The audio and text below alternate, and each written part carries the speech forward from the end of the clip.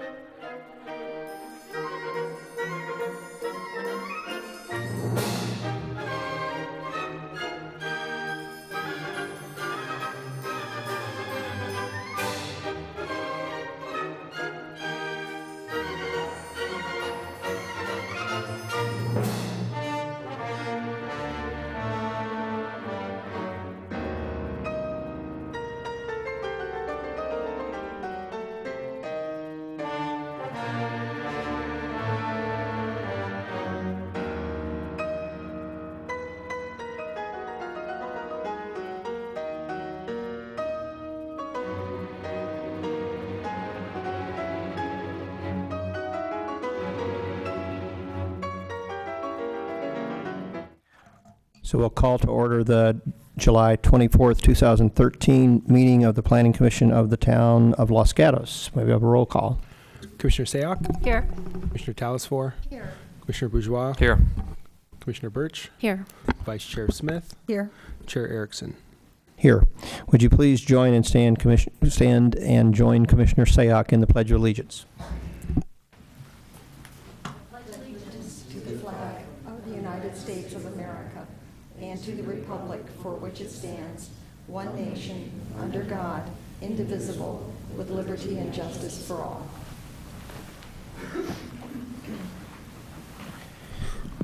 The Town of Los Gatos and the Planning Commission of the Town of Los Gatos encourages active participation on the part of the public in its deliberations.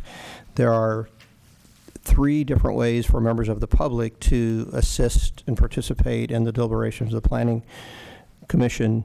The first is by providing written comments on agenda items prior to the meetings, which then the staff will incorporate into the packet for meetings for the commission so that we have a chance to review it ahead of time. In addition, members of the public are always invited during the public portion of the public hearing to address the commission on that particular item.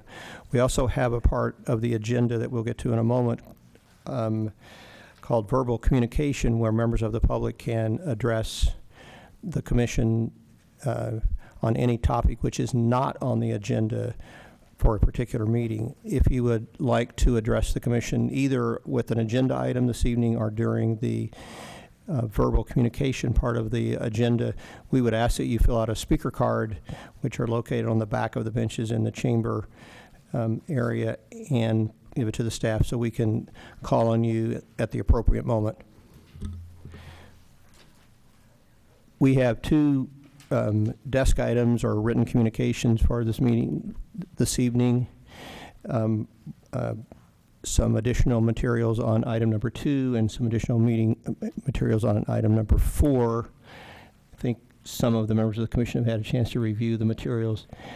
When we get to item number 4, we may take a short break to let us actually be sure we've reviewed that particular information for item number 4. We have no requested continuances for this evening's meeting. In addition to service on the Planning Commission, members of the Planning Commission serve on committees of the town. We do not have any reports, however, this evening from other committees that members of the Planning Commission serve on. The next item on the agenda is what we call verbal communications, which is, as I indicated earlier, the opportunity for members of the public to address the commission on any issue that is not on the agenda on a particular evening. We don't have any speaker cards that indicate that anyone would like to address the commission. If there's somebody who would like to address us on anything that's not on the agenda, we would ask you to come forward at this time. If not, we will move on.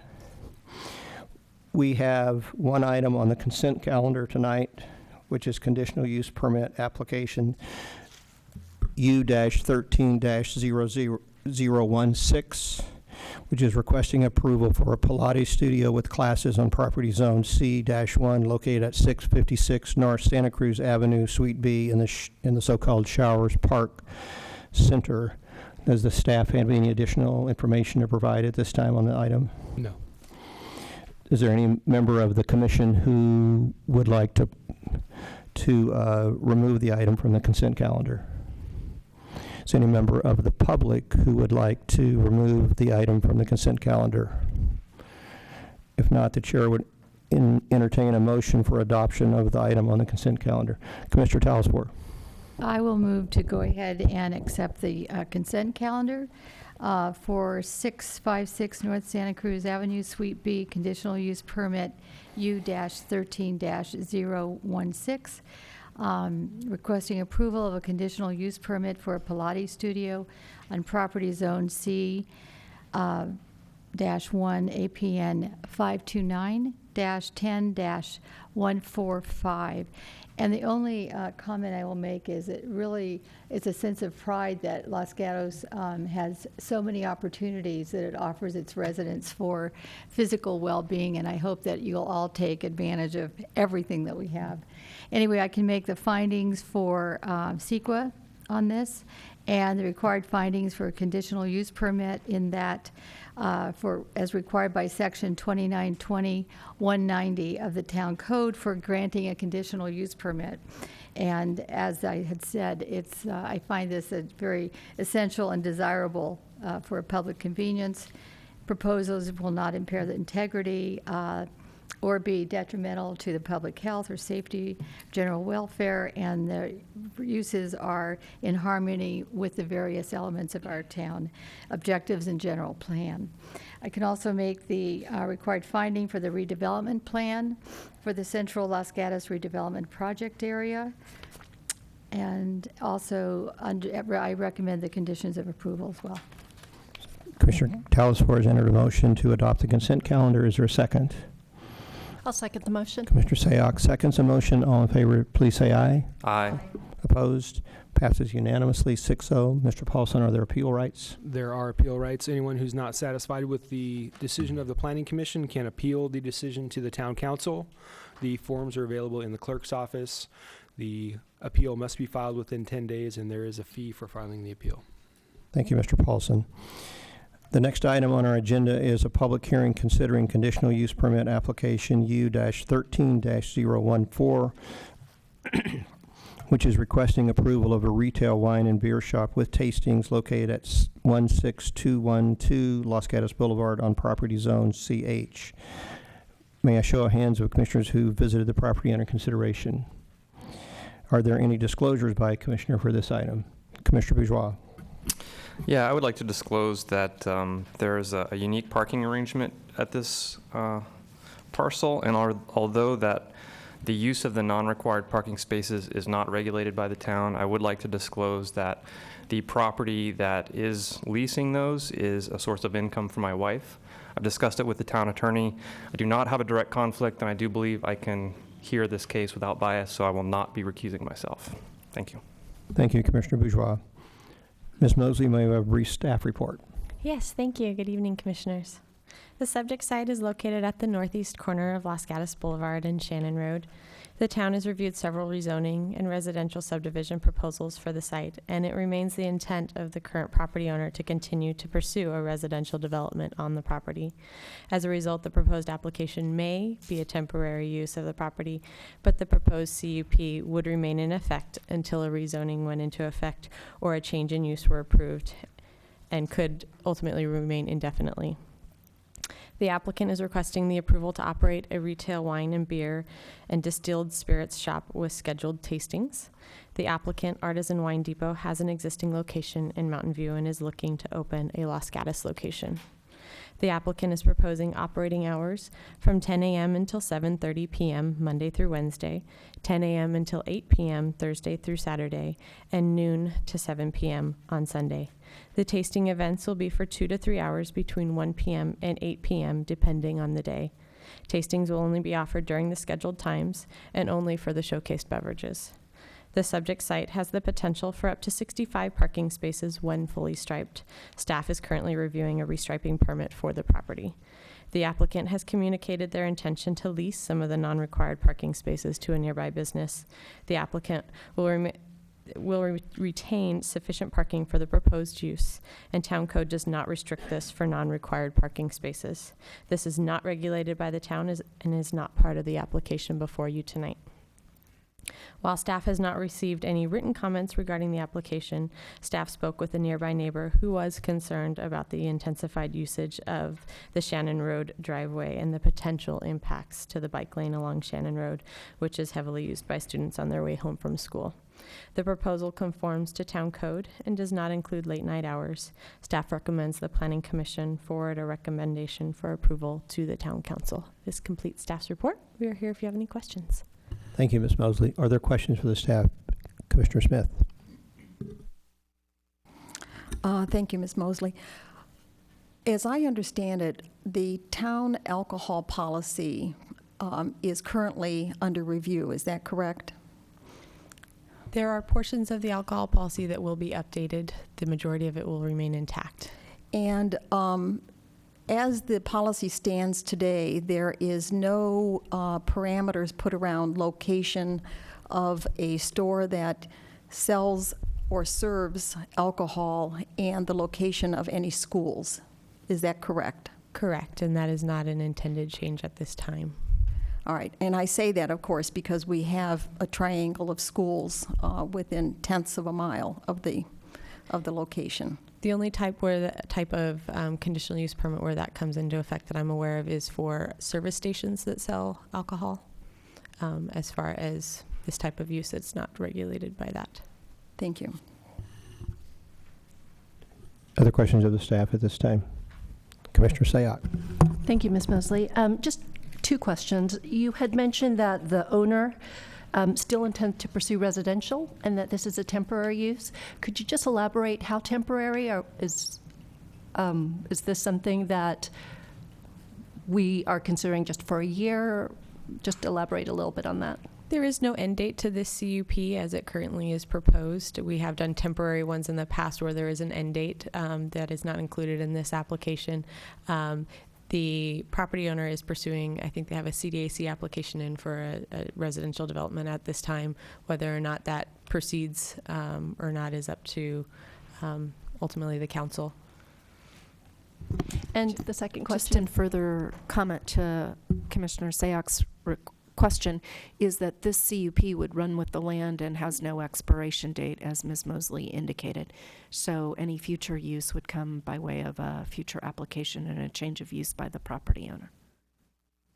Just to follow up on that, so we wouldn't get involved, however, if the owner is pursuing a residential application and we approve this, in no way are we affecting what the owner can do with the property, and the applicant is well aware of that.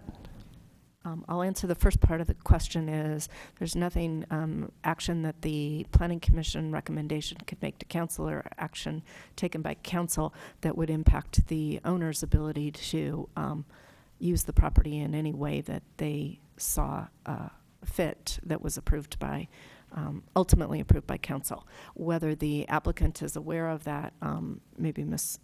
Mosley can address that issue. As far as I'm aware of, they are fully aware of the intentions of the property owner. Okay, thank you. Commissioner Smith. Just have a follow-up question for Ms. Prop. Could you give us an example of when we would approve a temporary CUP or a CUP with an ending date?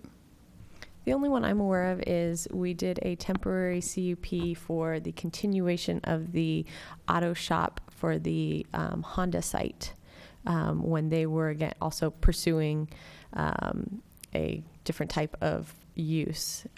The town was not in support of a long-term use of just the auto shop in that location, so they did, but they were comfortable approving a temporary use continuation of that.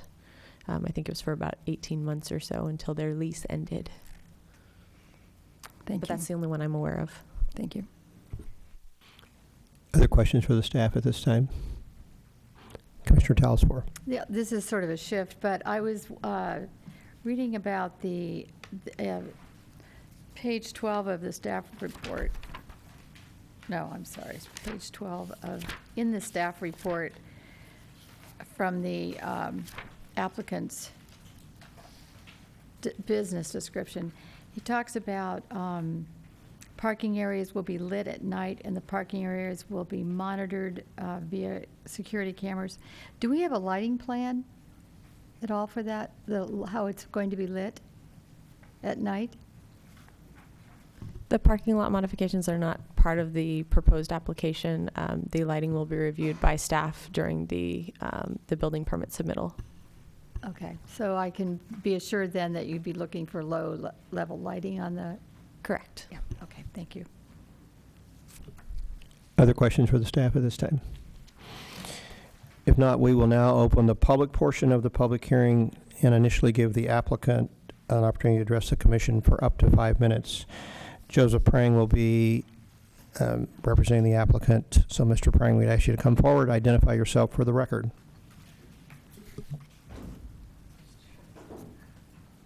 Good evening. My name is Joseph Prang.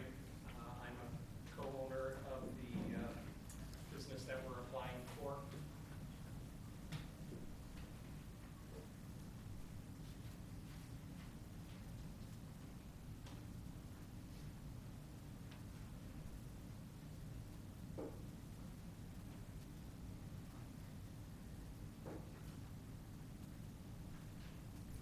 I should ask, does this count against my time allocation?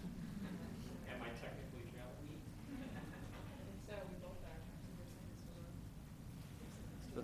Would you?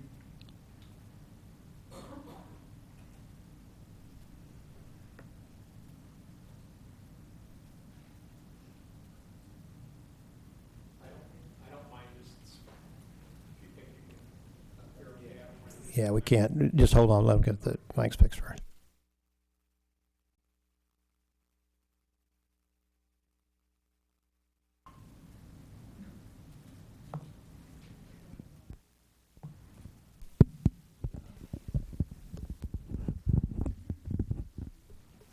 You get a do-over now. Thanks, I appreciate that. Okay, so again, good evening. My name is Joseph Prang. I am a co-owner of the applied for business, Artisan Wine Depot, Los Gatos. My business partner is here with me, and I will be doing the talking in the interest of time. This is my business partner, Christine Tran. To introduce ourselves, I'm a local resident. I've lived for the past 10 years with my wife and family who are back here on Sund Avenue. Prior to that, myself and Christine's family over the last 25 years have all lived in the local area, you know, Campbell, Saratoga, Los Gatos, San Jose. Okay, so we're very local. Both Christine and I are certified sommeliers of the Court of Master Sommeliers. So we are both owners in the business, but we are deep into the business by both education and by training. In my case, I went to the International Culinary Center in Campbell, if you're familiar with that. What we are proposing then is a locally owned and operated high-end beer, wine, and spirits retail shop with tasting. If it's approved, we would operate it as Artisan Wine Depot, Los Gatos. It's a very similar business model to an existing business that is in Mountain View. It's on El Camino Real, right near Palo Alto border and Los Altos. That's our current community that we serve. We have both a retail shop there, and we also have a distribution center coming online, and I'll explain why that's important in a second. We have thousands of products from all over the globe, every country, old world, new world. I can't list them all, but it's a very wide selection, especially on the wine side of things. We provide professional education, tasting notes, pairing information, wine maps, glassware, accessories, all kinds of things that you might not immediately think of when you think of wine, beer, and spirits. It's a retail shop. It does phone orders. It takes online orders also. We have tastings that are very interesting. We have winemakers come from all over the world. We just had a 6th generation family winemaker from Italy as an example. We participate in many ways in the local community, like wine and art festivals, Boogie on the Bayou. We just donated to the Los Gatos Chamber of Commerce dinner, the wine walk, and so on. We've been operating the business for about 5 years. It's very high growth and it's very successful. And as a testament to that, my partner Christine is the business person of the year for Mountain View, just recently. We are asking basically to try to bring that business model to Los Gatos. That's our CUP in a nutshell. We have feedback from a lot of people that are interested in that. We have a lot of great restaurants, wine bars, supermarkets, and so on here, but we don't have a high-end retailer of the model that we are talking about. We think the demographics here are very good, and we've thought a lot about where to put this, so let me go right to the location. We feel that the typical daily operating mode of our business will fit the local area well. We are not a high-volume business. We're not a convenience store or a coffee shop or something like that. We're not open late at night, has already been described, and we don't open till 10 in the morning. So we all know that there's traffic along Los Gatos Boulevard when everybody drops off for school. We are closed at that time in the morning. Our deliveries are typically from 10 to 2, And that's a good time because our drivers and our suppliers' drivers, they don't want to be in traffic either. So they're trying to hit that middle of the day.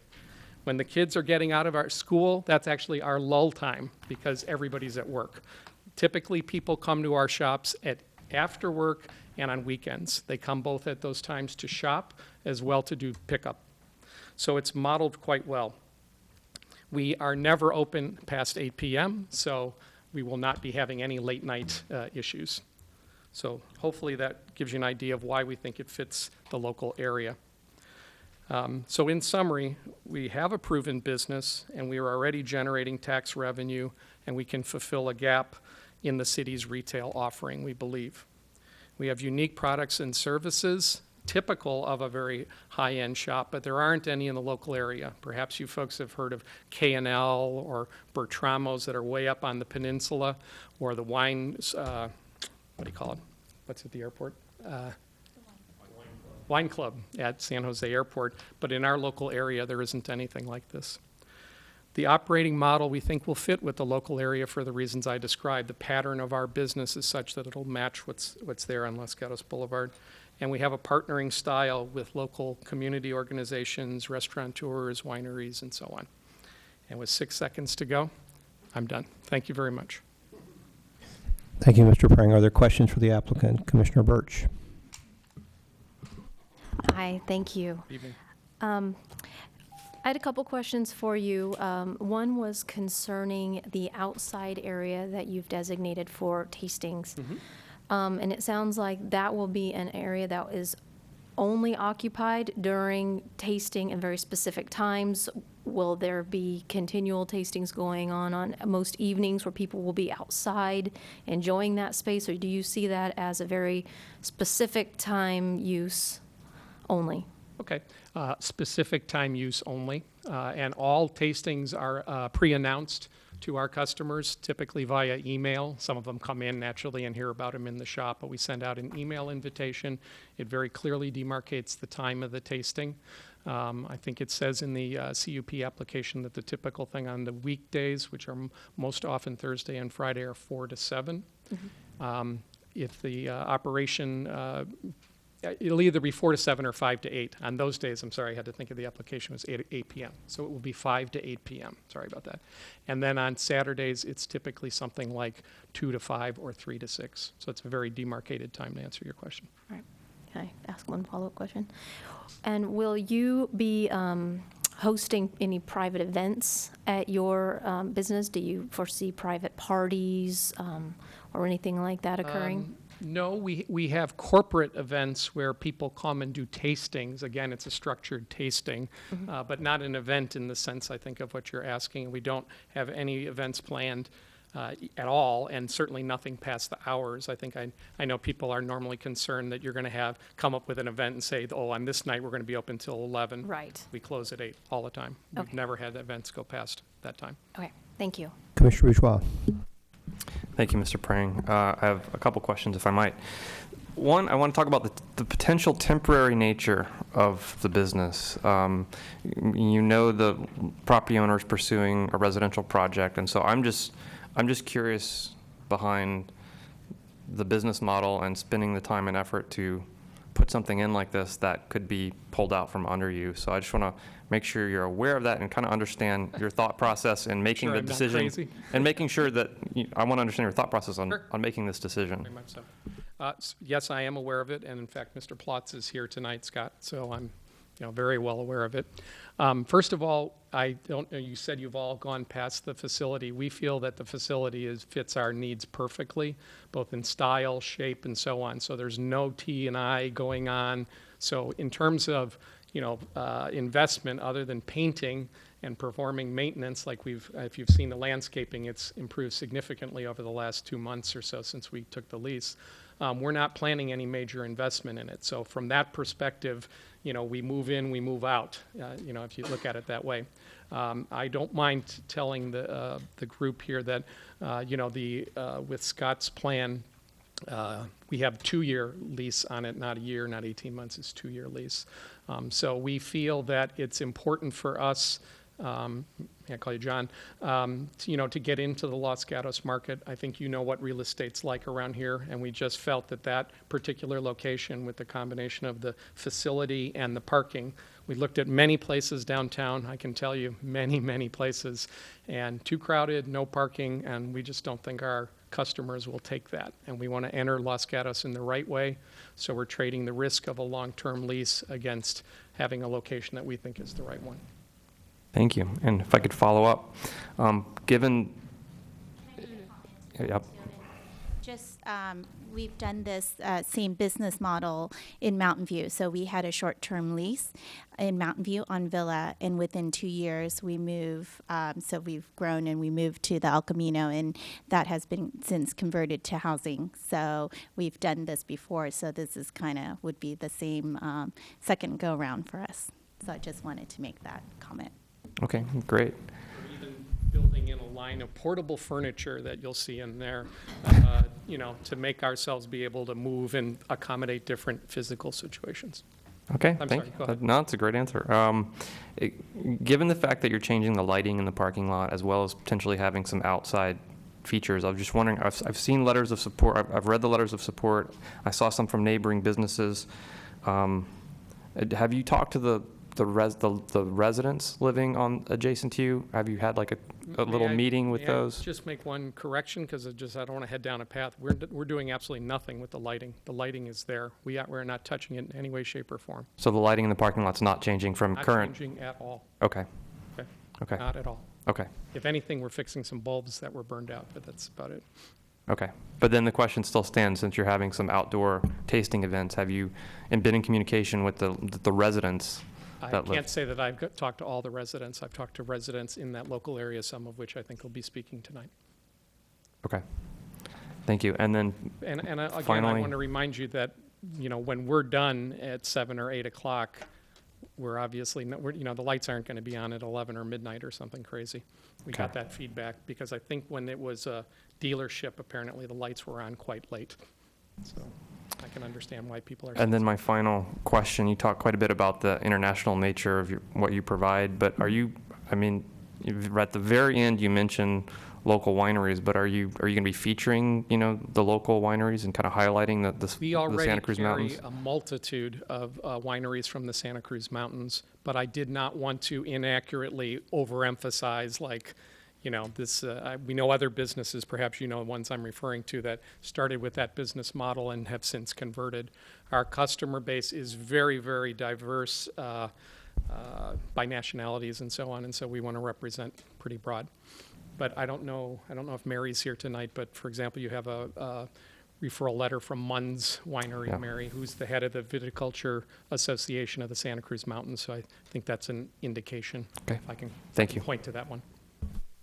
Commissioner Talasfor. Thank you very much. I do have a couple of questions. Sure. So are you planning on selling anything in your retail establishment beyond the beer, wine, and distilled liquors? Not anything? Okay, glasses. Was there something, yes, I mentioned, we sell glassware. Okay, well, that's why I'm asking you. So what are you selling I'm beyond sorry, I that? thought you meant in the line of beverages or something. Okay. No. We I sell don't stemware, Okay. glassware, all different kinds. We sell decanters. We sell artwork associated naturally with wine and so on. We have appellation maps. We have all kinds of, corkscrews and things like that go along with it. Okay. Is that the type of thing you were? Yes, that's exactly what I wanted to hear, because Okay. we do Yeah, like, because I love the idea of the retail in that Yeah. place, so. Yeah, I would say, kind of the whole experience, if I can call it that. Okay. Obviously, we're not just, putting bottles on a shelf, especially with these high-end tastings, so. Okay, so I have another question. So I am looking at the outside area that you've provided for us on page 10 of your letter. Okay. And a couple of things occurred to me looking at this, and I don't know if anyone's mentioned this to you, but first of all, why the gate, and why the gate here? If these tastings are going to be originating from the inside of the I building? submitted 2 drawings. Is it a white gate on your drawing? Or is it the black one? White. It's Okay. white. We had thought, and I think I ran this past past the folks on the planning side, that maybe it would be good to not just have it completely cordoned off, but to have that as a possible third exit. We already have 2 exits, and I think I put that there would be a sign on there that said, please proceed to the front. It's not meant to be an entrance, it might just be a exit. If Well- that's not wanted, we don't care. We were trying to offer that as Right. just a safety So what feature. I'm looking at here on page 8, do you have this in front of you, on page 8, your letter? If you could I- find that? Go ahead, Al. Well, I'll wait till it's in front of you. I want to know how you plan on using that area, because I'm wondering if you need the gate at enter- all. So In our usage, you'd enter and exit from From- that glass door. on the front side of On the the Los side of the Gatos building. Boulevard. Right. So as you enter into the tasting area, can you please explain to us the relationship between, that area and the area that's marked planter area, and what is the planter area? It's just it's a planting bed. And what, is there something dividing the tasting area from the planting bed? Is that a wall? Yes, there's a hip wall, I guess is the right It's a term. half wall? And that's there already, correct? Yes, ma'am. Okay, so. So in other words, to enclose it, we would have to take the left-hand side and the part where you see the gate. So Right. it's like an L we have to enclose. All right, so, okay, I see, so you want another exit out of the building from there, so, That's what we're proposing. all right. I know, I think that's fine, but I do have a little, Not meant to be an entrance. this is totally architectural Sure. in nature, but your building is rather, or the building is rather contemporary craftsman, for Right. lack of a better styling Right. description of it. And I'm seeing a very predominant, in this drawing, what I have in front of me, a cottage-style gate, Okay. which doesn't at all, I mean, I think it clashes with the clean architecture that I'm Okay. seeing. So what I'm wondering is, would you be able to, maybe do something more in keeping with the building? And I wouldn't have a clue about what that would be, but I think this stands out for the fact that it just I doesn't thought work. white picket would look nice with it. I Yeah, guess I'm a wrong. white picket fence, right, but not on that We're building, not but not wedded- on this we're not building. wedded to the gate. Okay, Oh. so I don't know, maybe. I'd like it to be consistent with the Right, I style. would like it just to be shows my taste in consistent. it very well, yes. And the other thing I would do is I probably would make a suggestion that the planters, just so that they look integrated into the building, or perhaps painted the same color as the base color of the building. Okay. Okay. Just a suggestion. Okay. And I would imagine you work with staff on the gate, okay? Thank you. Thanks. Commissioner Sayoc. Hi. Hi, thanks for your package. It's very comprehensive. I just had a quick question on page 11 of your package, specifically the ABC licenses you're applying for. Yes. Two, Code 48 and Code 21. One says minors are not allowed to enter and remain, and one says minors are allowed. So if you could just kind of walk me through this. Is it common for a business such as yourselves to have 2 separate licenses with 2 separate rules? And then which rule would you follow given there's a conflict? Right. Great question. So and going back to, just to skip back with talking about planters and borders, part of the reason why we had put that drawing is previously ABC had required that there's a separation whenever there's a tasting area. So leading to your question, during the tasting area, ABC law doesn't allow children to come in that area. So that's just the area that is not, children are not allowed. So that's why there's the 2 combination. It's just that They can section. come in the retail area, Right. but not the tasting area. I see. And so would you have an indoor tasting area as well as the outdoor? Correct. And again, that would be clearly marked as well. Yeah, so it'll be sectioned off, and they have their requirements. It doesn't have to be like a wall, but it has to be something like a planter or something to separate it, to note. And that's their requirement, yeah. Okay, that answers. Thank you. Okay. Commissioner Smith. Thank you. I have a couple of questions that are operational in terms of the neighborhood, and I'm sure you can answer them. One is that I know that you are going to use the back part of the building, and I'm very familiar with the property, for wholesale pickups. Or caterers coming in and picking up wine for their events, etc. And my question is then, well, first of all, are you going to do that on a Sunday, starting at 9 a.m. as well? Because that's what it says in the packet, more or less. You know, when you read it. Till 11. Okay, because on section 5 of the recommended conditions, it says that you're going to have store deliveries from 9 to 9, including Saturday and Sunday.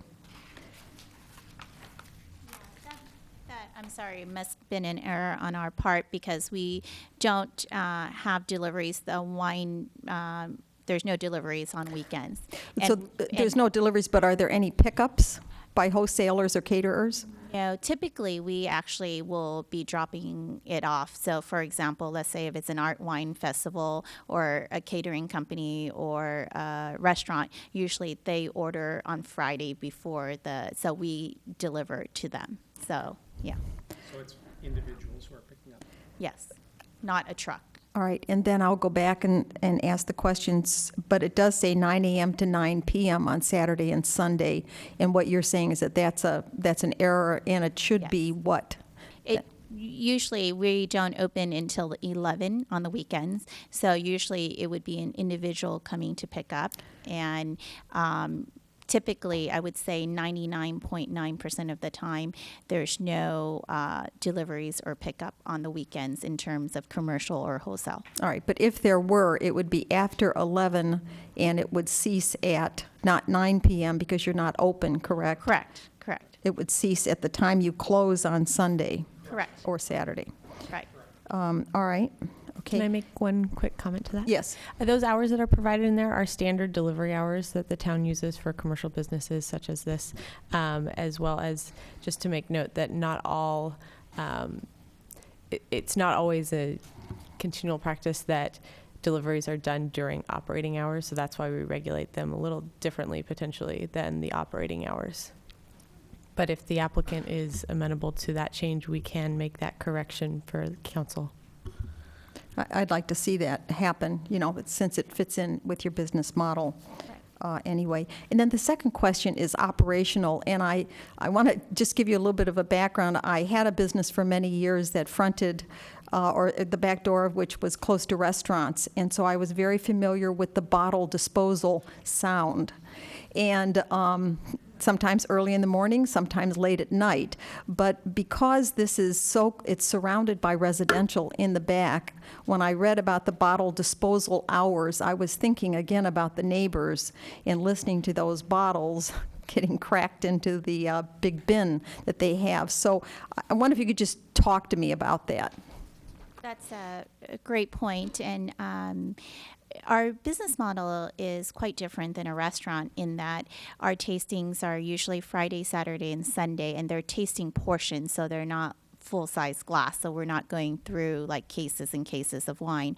And what usually happens with our existing business is we usually don't reconcile the tasting, how much wines are used, and so we don't actually throw the bottle away until Sunday afternoon or Monday. We have someone, and so it's reconciled as to how many bottles are used for each tasting.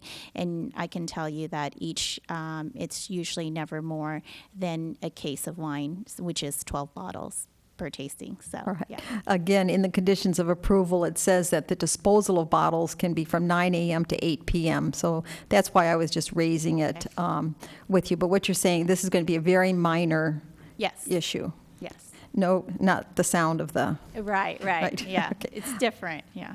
Okay. All right. Thank you. You're welcome. Other questions for the staff at this time? Commissioner Talsworth. Yeah, I just have one last question, and Commissioner Smith kind of reminded me of it, and that is the neighbor that is adjacent to the parking lot. Have you made contact with that neighbor or not? And if someone asked that question before, I'm sorry, but I didn't hear the answer. Have you made contact with that person? Contact with the neighbor that's closest to Mr. Frank, could we garbage. get you to talk into the mic so that everyone can hear you? I apologize. Yeah, that's fine. I was saying, we have spoken to the neighbor that's exactly behind the garbage container about that subject and other subjects. So that's adjacent to the parking lot that faces Los Gatos Boulevard. Okay, thank you. Other questions for the applicant this time? Thank you very much. We will now Thank you. open the public portion of the public hearing to members of the public. If you have not already filled out a speaker's card, we would ask you to do that at this time and turn it into the staff to our right. When you're called upon to speak, we'd ask you that you state your name and address for the record, and everyone has up to 3 minutes to speak. We have a number of you who are interested in speaking on this topic, which we're very enthusiastic about hearing your comments for us. We would, however, in the interest of time, say if you are simply repeating something that someone else has said over and over and over again, we would encourage you to get to the point as quickly as possible, and there's nothing that causes you to want to feel obligated, necessary to use all 3 minutes of the time. We would call Anthony Abin first. I believe that's correct.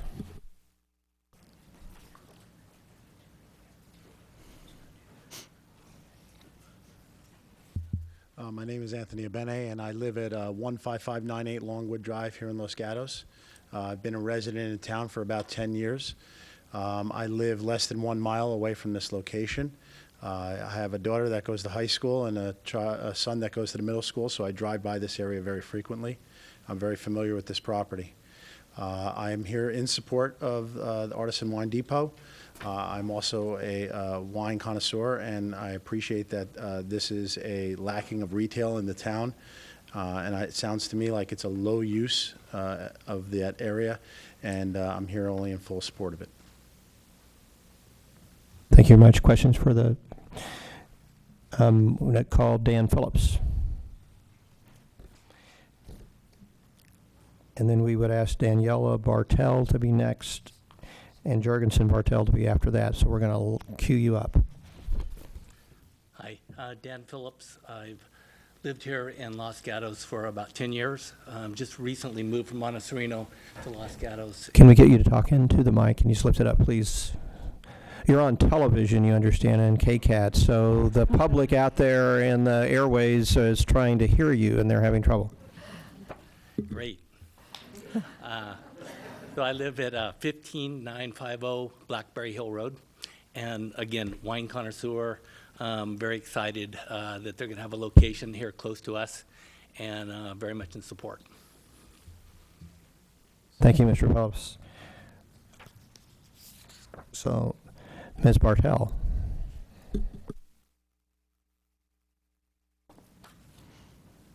Good evening. My name is Daniela Bartel. We are the residents right behind the property on 16763 Shannon Road.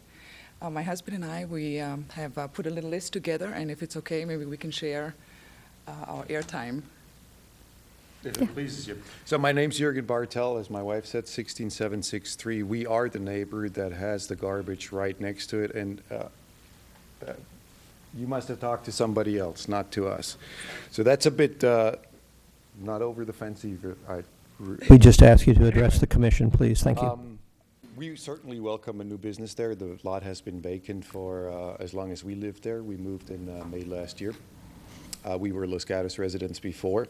I want to compliment the commission. You picked out almost every point that we made. We would like to have some clarifications. The lighting, does it actually stay the same?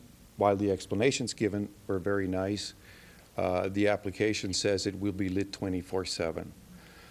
We'd like clarification that it's lit at the current level.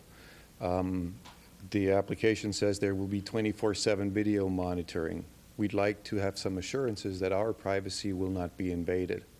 I would certainly not want to have our backyard scenes on the videotapes, and not suggesting anything, but nowadays stuff goes everywhere.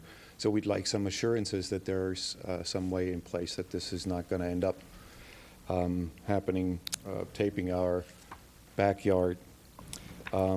As far as inconveniences are concerned, obviously disposal in the back there.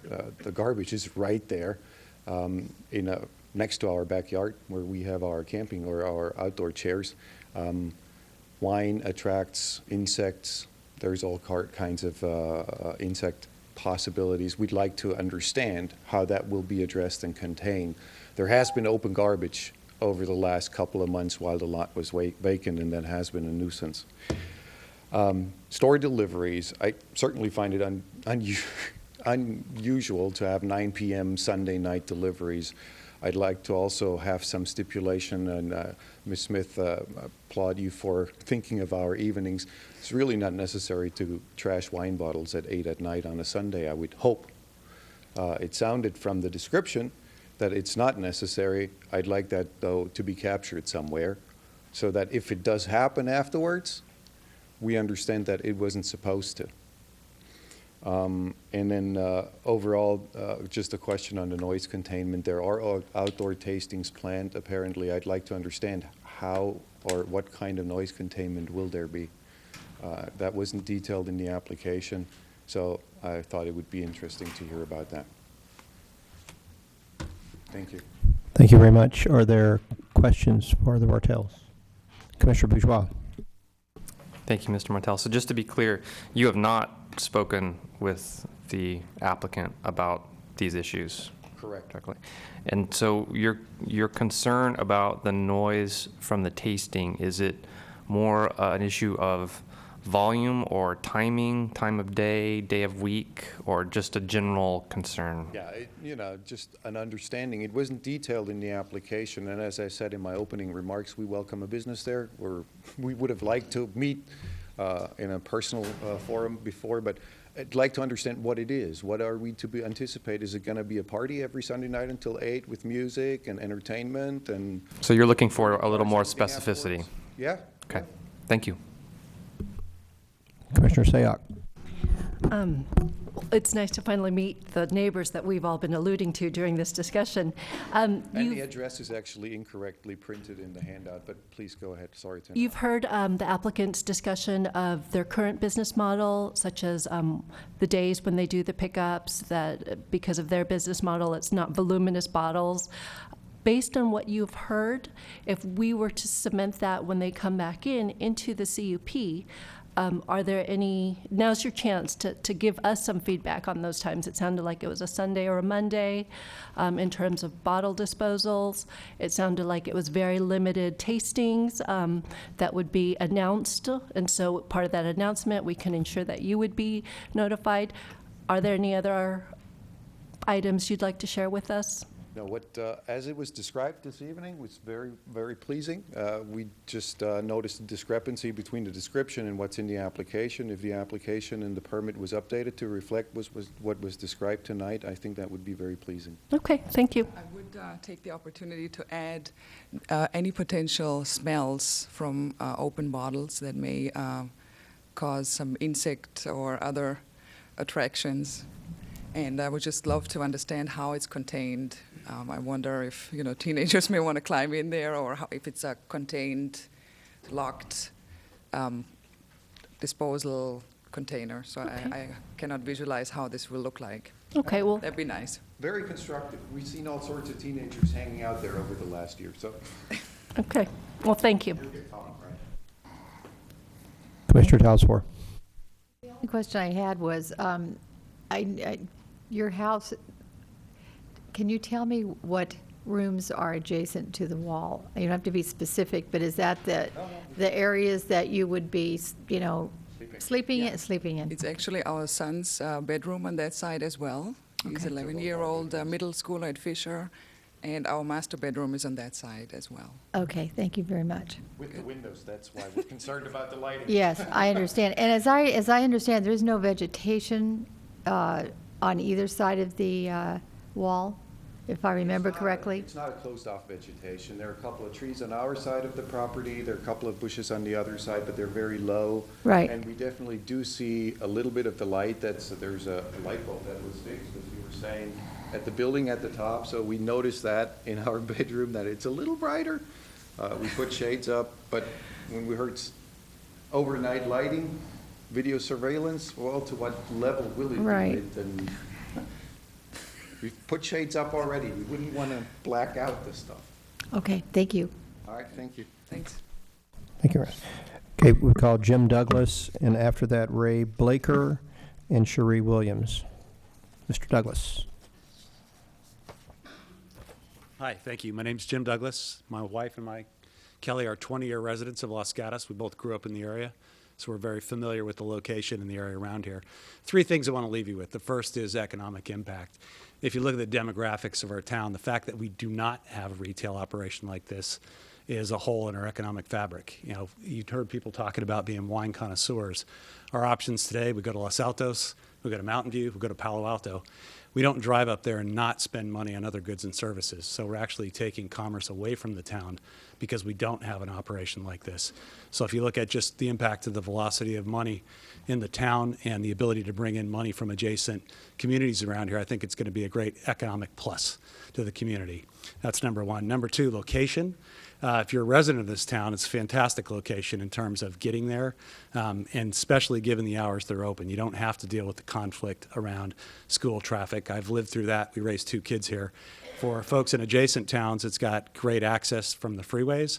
And then, as you well know, the biggest challenge for the small businesses here are parking. And this place is blessed with a tremendous amount of parking, given the type of volume they're going to get in retail. Last thing I want to hit is the hours. If you live in this town, you live in this valley, you don't work 9 to 5. You know, if you have a 60-hour week, it's a slow week.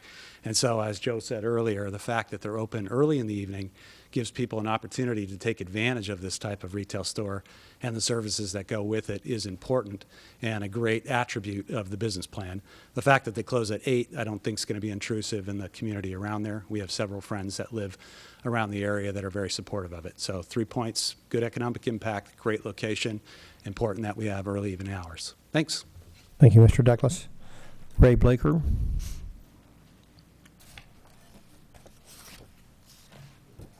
Hi, my name is Ray Bloker. Sorry, must have looked like an A. I've been a resident here for 10 years, living up on 130 Highland Avenue. And I've been buying the bulk of my wine from Artisan pretty much since they opened the first store in Mountain View. And I'm not sure how long that's been, 6, 7 years, I think at least. I definitely shop in Los Gatos. I frequent all the businesses in Los Gatos, but I've been going up to Artisan because they provide the best selection and the best value in anywhere in the Bay Area, I believe. And I like everything about them, except I didn't like the location. So this is great if they want to move here. I think it's really good. I vouch for that they're an excellent business. They know their customers. They know their customers' tastes. And that's really important, I think, when you're wine shopping, that they can make recommendations for you. I've been to a few of their tastings. They're refined, low-key events, at least the ones that I've been to. There was no rowdy partying. There was no music. There was just a very nice, educational kind of event. And then actually afterwards, my wife and I would go into downtown Mountain View and have a meal. So I think it's also very good for the community, for people to come here to pick up their wine or attend a tasting. I think it might add business. Thank you, Mr. Bloker. Cherie Williams, and then Dean Devincini and Randy Bolanos.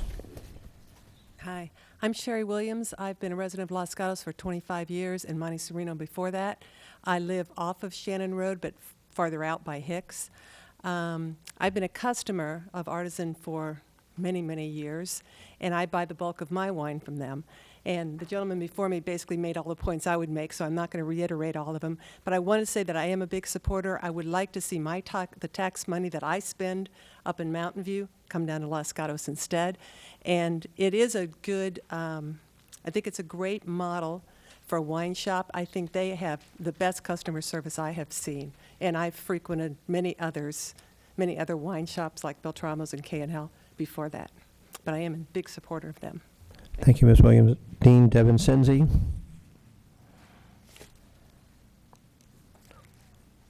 Hi, my name is Dean Devincini. I do not live here, but I have 3 restaurants. Double D Sports Grill, we've been there 17 years. We have Forbes Mill Steakhouse, we've been there 10 years. And Palacio Restaurant, we've been there 2 years. They're all on the same street. So I guess, taking out the resident side, if there was a business objective to this, it would be me, but I do not. I actually have known Joe and his family for a long time. They have twin daughters that 14 years later I still can't tell them apart. My daughter went to school with them, so I've known the family for a long time. I think what they are proposing is pretty good. Their wine buying power is better than mine. And I look forward to doing wine tastings with them, wine dinners with them at both Palacio and Forbes Mill. They will pair some of their wines that they have. We provide the food. We've already talked about that a little bit, and I look forward to it. I hope there's not a worry about too many wine shops because, well, there's 3 Mexican restaurants that I can count. There's 3 Italian restaurants that I can count. They all do different things. I think what Artisan is proposing is they're pretty strong. Their buying power, like I said, is pretty solid. I look forward to seeing things happen on Los Gatos Boulevard instead of everything on Main Street or Santa Cruz Avenue. To have the parking that they have and to have what they have, I think it's going to provide a fun little place for people that like wine to gather that can't mess with or don't want to mess with parking. I mean, that to me is rock solid. I don't see any downside to this. It's trash dumping. I fully respect the neighbors' issues with that, but you as the owner can tell your employees when to dump the trash, and of course you coordinate that with respects to the neighbors. No, you don't do it at midnight, but they're not going to be open at midnight, so I don't think that's a problem. Wine certainly and garbage certainly does attract insects, but we all have pest control and do the best we can. You spray once a month, twice a month, whatever it takes to control the problem, and I don't foresee that as a problem, but I fully respect that from the neighbor's standpoint. And I don't think there's anything else I can say other than I think it'll be a wonderful place. With all due respect to Rootstock and Anateca, this is totally different, and more importantly, they have their own parking. So. Thank you very much. Randy Bolanos. And then Robert Enns and Marlene Rodman. My name is Randy Bolanos. I live in San Jose. I'm also not a resident of Los Gatos, but I felt strong enough to come visit with your council today for this proposal here. I've been a customer of Artisan for many years. I work at NASA in Mountain View, and I was lucky enough to be recommended to their business. I've been frequenting them quite a bit. They've moved over to El Camino, which was a little bit further from me, and we live in San Jose. My wife, which is here tonight, we left music, jazz in the Plaza, which was a great night, but I felt this was more important. I feel that this is going to be a really good opportunity for Los Gatos. I mean, being a San Jose residents, we come in, we spend money at your restaurants, at your businesses. It's a great opportunity for everyone. We hope that you look at this in a positive sense. They have a very professional business. There's no loud music or things. Great wines, like the previous gentleman and other people that are in front of you. We travel to Mountain View, we travel to Los Altos, Palo Alto to buy this. We feel that would give an impact to your businesses here, and we'd appreciate the opportunity to be able to spend our money here. Thank you. Thank you, Robert Enns. And then Marlene Rodman. Hi, my name is Rob Enns. I live at 16241 Azalea Way, Los Gatos. Lived here for 10 years. I've got 1 kid at Blossom and 2 at Fisher. And during the daylight hours, I work at VMware as a VP of engineering. I'm familiar with these guys. They've catered corporate events for me. I think their education and their status as a high-end wine shop is awesome. I'm not going to cover too much about what the other guys said because they've covered a lot, but I do every year host a big Christmas party. I buy all my wine from this outfit, and I'd like to spend that money in Los Gatos. Thanks. Thank you, Mr. Enns. Marlene Rodman, followed by Al Miller and Tim Harrington.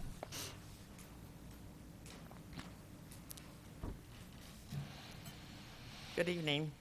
I'm Marlene Rodman. I live at 42 Central Avenue, and I am a 40-year resident of Los Gatos. And I have had the privilege of knowing the Prang family for close to 20 years. And if there's anything that I know that they are easy to work with. They will do whatever it takes. And I think that's something that should be important to the neighbors. I know they will accommodate whatever it is, having worked with them myself. And so I think that's a very, very strong point. They have a beautiful family, and if Joe gives you any problems, you can talk to Linda because she's wonderful. But I'm also very happy with the location on my side of town, which is easy for me to get to. And I'm glad that it's quite, I'm sorry about somebody wanting to build more houses, but quite frankly, I've had enough houses. So I would be very, very happy to see a retail outlet that will give us the tax dollars. And I certainly spend my money in Los Gatos, and it's just another place I can go to spend them. So thank you. Thank you, Ms. Rodman. Al Miller. Hi, my name is Al Miller. I'm actually a resident of San Jose, but I've been a customer of theirs for a long time. Actually, my wife is their bookkeeper, to put that in perspective. I've been buying beer and wine for a long time, as it probably looks. Back in the day, you had pretty limited selection in a liquor store. If you wanted a premium wine, you pretty much had to go to a winery. If you wanted a craft beer, you had to know someone who made theirs in their garage. Now, liquor stores and grocery stores have a lot larger selection, but the selection is only from vendors or producers that can keep up with the demand. They do not want an empty spot on the shelf. Artisan ferrets out small, family-owned wineries and breweries and brings stuff in, seasonal beers, seasonal wines. Wine production may not last more than a couple of months. That's fine. They'll put something else on the shelf and bring your wine in again next year. So I've been going to the shop in Mountain View since as long as it's been open. The parking in Mountain View is right next to the garbage area. I've never noticed a smell, never seen any vermin or anything like that in that area. I think this spot's going to be great. And I think the fact that the employees are not just ones who can hit the barcode reader on the cash register, but can also explain the products and know the products, will be a great addition to Los Gatos. Thank you. Thank you, Mr. Miller. Tim Harrington, followed by Pam Shepard and Issa Moe. Hi, my name is Tim Harrington. I've been a resident for 25 years here in Los Gatos. Was president of Pony Baseball for 3 years. I'm still a field director for Pony for the past 7 years. So very involved with the community. I've been on both sides of this type of discussion. We have nestled down up in the mountains by us. It sometimes drives us crazy with music and such, and this is a completely different thing. I've been a customer of theirs for the last 5 years. I actually had known Ms. Tron previous to that for 2 years from where she had worked before she had been at the wine club. She's a very smart business person. She's not going to run anything that's crazy. And having been a customer and gone to these wine tastings often, it's not a party, it's a wine tasting. You sit there, sip a little wine. The person who runs the winery often is there, and they sit there and they tell you about their individual wine. It's more of an education, it's not a party. So I think for that, people shouldn't be concerned that they're going to have noisy neighbors. It's just not that type of a business. Thank you, Mr. Harrington. Pam Shepard.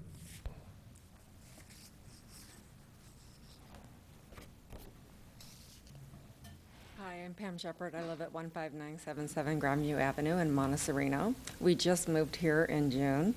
And Can we get you to talk into sorry. the mic directly? We just moved here in June from Saratoga. And the reason we moved here was because Los Gatos and Montecito, well, not Montecito, but Los Gatos had the kind of downtown and all the shopping and all the stuff that we wanted to have a part of. And Saratoga's downtown is dying. And I just love that this wine shop is going to be here, that we can go shopping and all the funds can stay local. And I've been to a couple of their wine tastings locally, and they are very discreet. They're very lovely. And I love the education that you get and trying new things that you've never would never buy on the shelf without somebody saying, you know, try this. And so, anyway, so we're in support of it. Thank you. Thank you, Ms. Shepherd. Isa Moe, followed by Scott Plants and Therese Hall.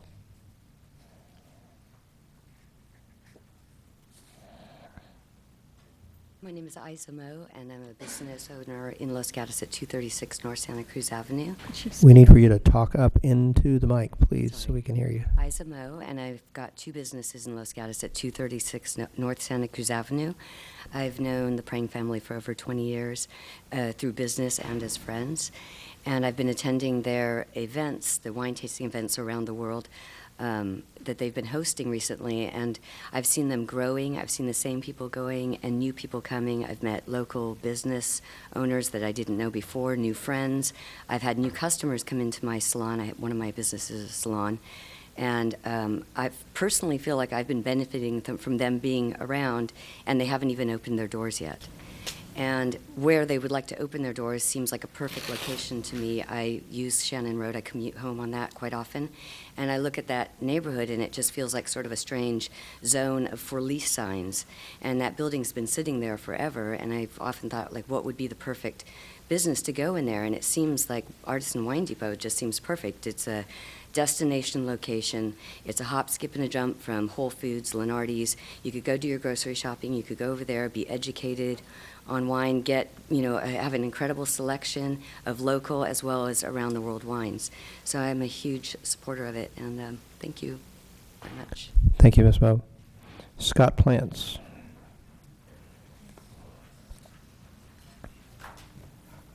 Good evening. My name is Scott Ploutz. My partner and I are the current owners of the property at 16212 Los Gatos Boulevard, and we would like to support the Artisan Wine Depot and Joe and Christine. We looked at many different businesses to potentially fill the short-term lease that we have in place right now, and this was by far the best opportunity for both the town and the local residents, based upon many of the conditional issues that came up when we looked at past potential developments for the site. There was a lot of concern by the neighbors. There was a lot of concern by local both commercial properties and residential about parking, and all these things were actually addressed by looking at this as a potential tenant. When we purchased this property, it was definitely purchased as a redevelopment investment. I've been living in the Los Gatos area for nearly 20 years now myself. I've had other businesses in town. I know several people within both the Planning Commission and the City Council, and look forward to putting a great product in here in the long term, but we're just starting that process. We have done a submittal to the CDAC right now that's under review that we'll be having some time with them next month. Through time that we've spent with Joe on this, we definitely think that he has the right interest, being a local resident, and understands some of the challenges, but also the very unique interests that local residents expect out of its businesses. And Joe does definitely looks at this as something that just gets him into the town for the short term. But while we go through this, we'll be moving to a short-term month-to-month lease once the long-term lease is up, in case it takes us longer to go through the process of redevelopment. Joe's intent is to, once the development has been determined, to relocate in town somewhere else, but this is a great way for him to get into the community and really understand what value he can bring to this community, how well it's perceived by the local community, and then what his potential transition plan might be, which he has done before in other communities. So with that in mind, we greatly support Joe and Christine. We think their business model is outstanding. We were at a local Chamber of Commerce event last week at La Rinconada. Joe and Christine donated all the wine. They gave a great overview, talked about the value of their business, and are already integrating into the community, and they haven't even opened their doors yet. So thank you very much, and we support them. Let me know if you have any questions. Thank you, Mr. Plaza. We have a question from Commissioner Smith. Thank you. I know that there is a very large sign on the street side to the property. Is that sign going to be filled and maintained by the tenant, or is that something you're going to remove from the premises? Tell me about that. I know it's very tall. I just can't I can't tell you how tall, 18 feet, 24 feet? Yes, that sign actually is still in place, in the monument sign there. The intention is to allow the tenant to decide whatever they need to do from a signage perspective and working with the city. So the intent is to leave that there. Obviously, I believe there still may be a for lease sign up there as well, which will be coming down. We've been waiting for this meeting. But the monument signage, the lighting, everything else, the conditions of the lease were to have no structural changes, everything stay in place, and Joe and Christine have done a great job making the current site fit their current needs, and I think it's the signage will be part of that. If I can go back to the sign, can you tell me when Home Plate was there, was the sign lighted from Yes, the it was. inside? Yes, it was. So it's true monument when you drive up and down at dark? Yes, You it can is. see that? Yes. All right. And then the second question I have for you, is there still going to be, as part of this lease, an opportunity to go 360 degrees around the building, or is that side entrance going to be closed off? It's not an entrance, but I mean the side driveway. Actually, the way that the lease is written and through discussions with Joe is we basically have this site left identical to what the last tenant was, which was the used Honda dealership, as most people know. So all the access, on and off of the property is still per whatever the tenant is able to receive in the approval process, and the tenant has the ability to, make changes in that way or continue to use as is. So that's the intent. The only restrictions are no structural changes to the building, as I'd mentioned. Signage and everything else, as well as lighting, is deemed to be per the tenant's, druthers, basically. All right, and then if I could just ask you one more question, because there's a question about chaining, putting a chain across one of the driveways as it is. I know when the property was vacant, the chains were up sometime and down sometimes, and I did myself observe some teen usage with skateboards, et cetera, there. So once the chain went up, is it your experience that that kind of use of that big lot changed or diminished by the teens? Actually, it didn't. That's one of the biggest challenges. When we started going through the leasing process on this, this is, we're taking a great loss leasing this. We're trying to minimize our losses on this site because what we receive from the lease is not really about the value of us making a profit, by no means at all. It's more about keeping the site occupied, keeping the vegetation green, keeping people on site, utilizing the parking, and finding ways that we can work together with other local businesses to help offset parking issues. And we started that process before Artisan Wine Group was in the discussion, and we actually transferred some discussions with one of the local business over there to have Joe and Christine move that process further along. Through the chain issue is ironic, because I've seen local utility trucks run into that chain and knock it off of the pedestal, ironically. So no matter when it's changed, we replaced that chain 3 times to try to continue to leave that in place, as well as students coming in there and tagging the building and throwing trash and people dumping trash. And having Joe and Christine on there already, they've eradicated all those issues, and we think it's a great use. But unfortunately, the only way we can address those issues about the chain and the traffic is having somebody on site, which is why we support this. Thank you. Thanks. Commissioner Talsworth. Thank you very much for your for being here tonight. Was listening to the adjacent neighbors, the Bartels, talk about what some of their concerns are, and I'm looking on page 15 of the letter from the applicant, and it shows a photograph of their house and then a wall that is adjacent to your parking area. So what I'm wondering is, and there's a little vegetation there, and did I understand you to say that you maintain this, you're the person that would be maintaining any vegetation or planting any vegetation? Would that be right? Not after tonight, I hope.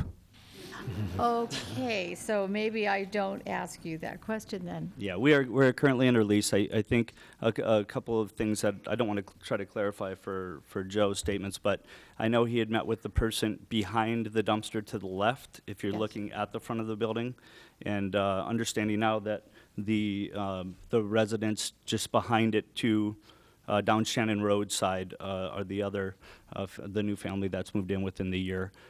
We actually considered buying that space as well. It went on the market after we had acquired this property. And through that process, we left the vegetation in place because it had gone through an approval process. We really left the site as it was and just continued to maintain it so that we could keep the property looking as good as possible while it was in a vacant state. Okay. What I'm trying to get at here is that how can we offer them a little more privacy and noise, or, soundproofing? Understood. between And I think, parking lot and the house. yeah, as others had mentioned about Joe and Christine, I think they would be very interested in finding a way to make that happen to meet the needs of the neighbors. They've been very reasonable and have already done some things aesthetically to the property to improve the quality of, as well as lighting and things of that sort. So many of the issues that have been brought up tonight, I see them as being the type of tenants that would listen to their neighbors and work well with them. So I think right. they would be more than interested in to make that happen. Thank you. I will ask them. Thank you. Thank you, Mr. Potts. Thank you. Therese Hall, and then Duke Lambert and Chris Tanamoto. Therese Hall, I live at 17370 High Street. I've been a resident of Los Gatos for 14 years, and my husband here with me has been a resident for 50-some years. So we're very much in support of the property. We are customers of the establishment currently.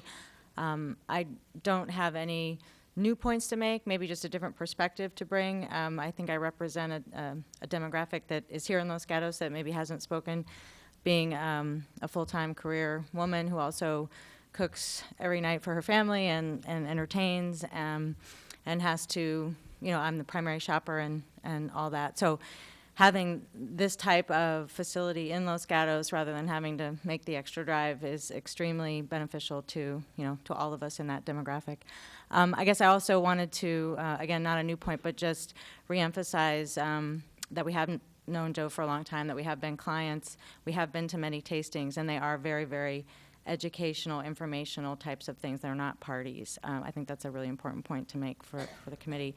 And then lastly, just to reemphasize the personal integrity of the people that you're working with here, and my belief that they'll do everything they can to be supportive of their local neighbors. So thank you. Thank you, Ms. Hall. Duke Lambert.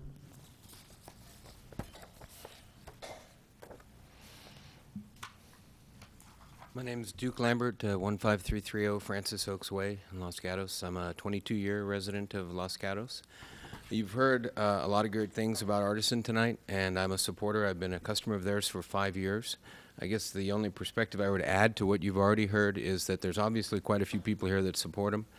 Los Gatos is a town where we pride ourselves on having great restaurants and great music and a great children's parade and pretty much being great at everything we do.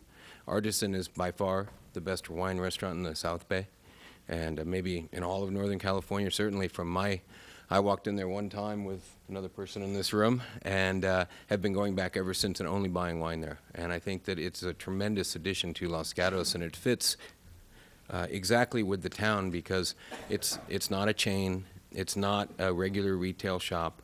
These guys, they're artists, and you can go in there and you can get exactly what you want, and they'll help you get it. And so they have my full support. Thank you. Thank you, Mr. Lambert. Chris Tanamoto, and then followed by Rick Tinsley and J.B. Wood. Good evening, Commissioners. Chris Tanimoto, 147 West Hill Drive, a resident since 2006. I'm here tonight in support of approving this CUP. And also, I've enjoyed drinking their high-end wines, courtesy of my son. But hopefully, he'll start buying them here in Los Gatos. Thank you. Thank you, Mr. Tanamoto. Rick Tinsley. Good evening. My name is Rick Tinsley. I live at 16555 South Kennedy Road. I've lived there for 12 years. That location is actually just about 1 mile from the proposed location. During the past 12 years, both my kids have attended Green Hills Preschool, which is a block away from the proposed location, and they also went to Van Meter and Fisher. A block away from this location is where we buy our groceries and our gasoline, our dry cleaning services, our coffee, our drugs at the drugstore, and so forth. So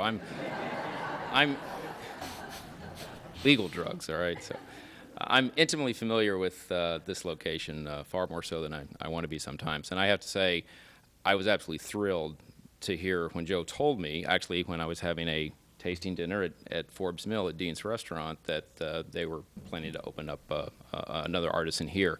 As someone who actually buys a lot of wine, I'm pretty sure if you audited my credit card statement, you'd see I'm a big part of the success they've had in Mountain View over the last 5 years.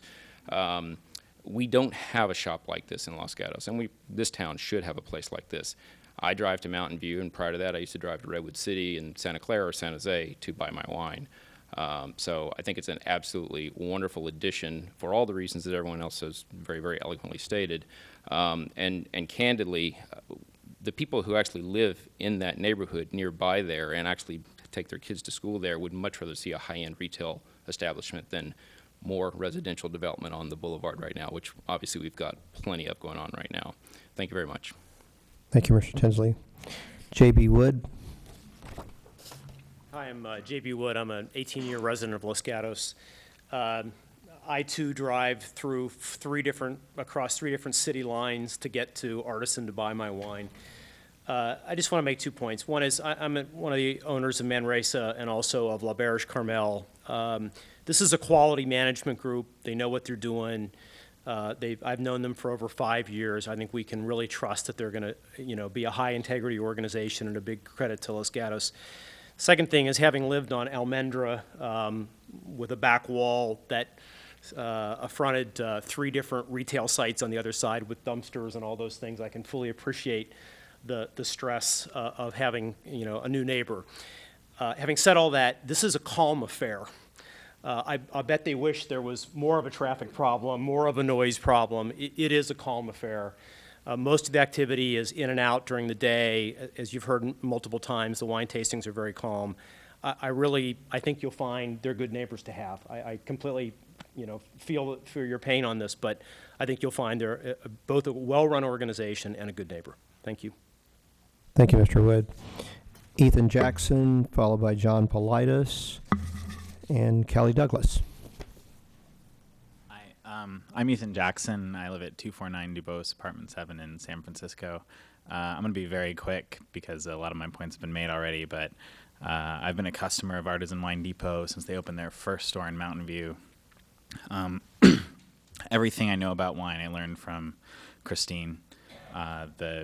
The store is very much focused on educating their clientele. The wine tastings are very much focused on that. As a result, they're low-key, generally polite affairs. I've been to hundreds of them, so I'm very much in support, and that's all I have to say. Thank you. Thank you, Mr. Jackson. John Politis.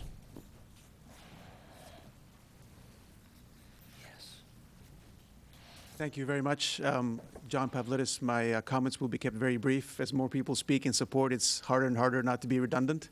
So I just want to say I'm a resident of Los Altos, and the new location here makes me have great envy for Los Gatos. I will be coming here much more often. I buy all my wine at Artisan for the last several years, and Los Gatos will benefit tremendously from this move, and I will be one of the big supporters. I love the location. I love your downtown area much more than the pretty dead downtown Los Altos, and the extra parking is a huge benefit, and that's one of the challenges with their current location. And in terms of integrity and knowledge, I think Los Gatos will be very fortunate to have such a business here. They're tremendous people that run a great business and know tons about wine. They've forgotten much more than a lot of us will ever learn. Thank you. Thank you very much. Kelly Douglas.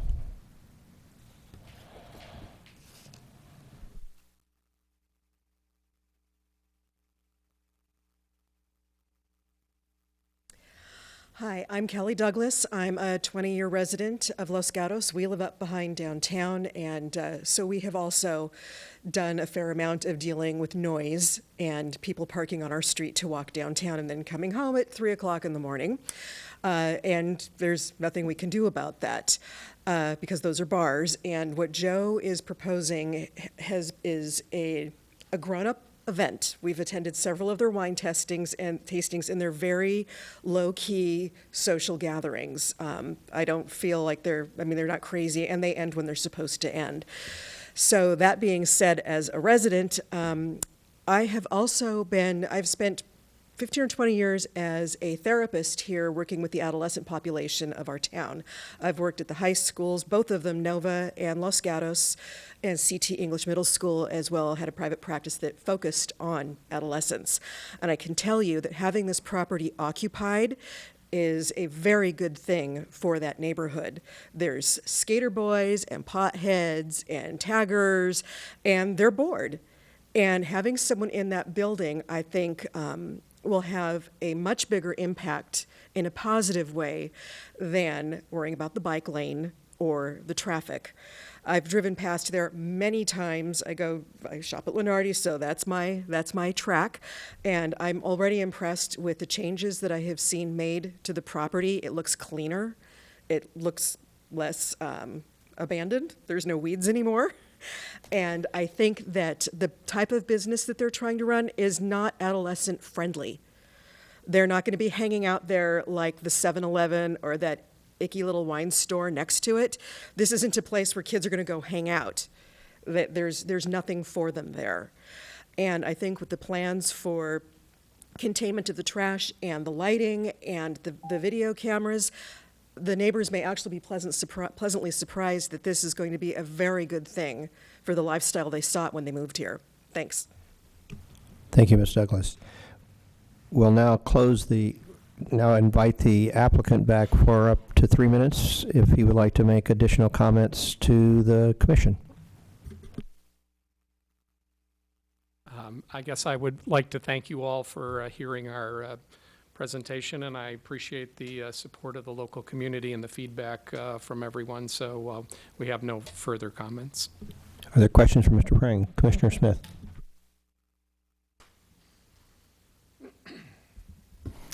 Thank you. Yes, and we've appreciated all the comments as well, and also your presentation in the packet. And so the comments, of course, will bring up some more questions, which they have. So I'll start with that large monument sign and just ask you what your plans are for it, to utilize it or not, or put signage on the building. And I know you don't have a sign application before us.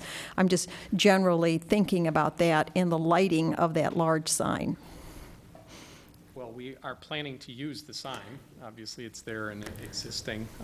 We don't plan to have the sign on, 24/7 or any of that sort of thing. And we would try to make it be obviously consistent with what you heard about our business, a artistically correct sign, not some blaring type of thing.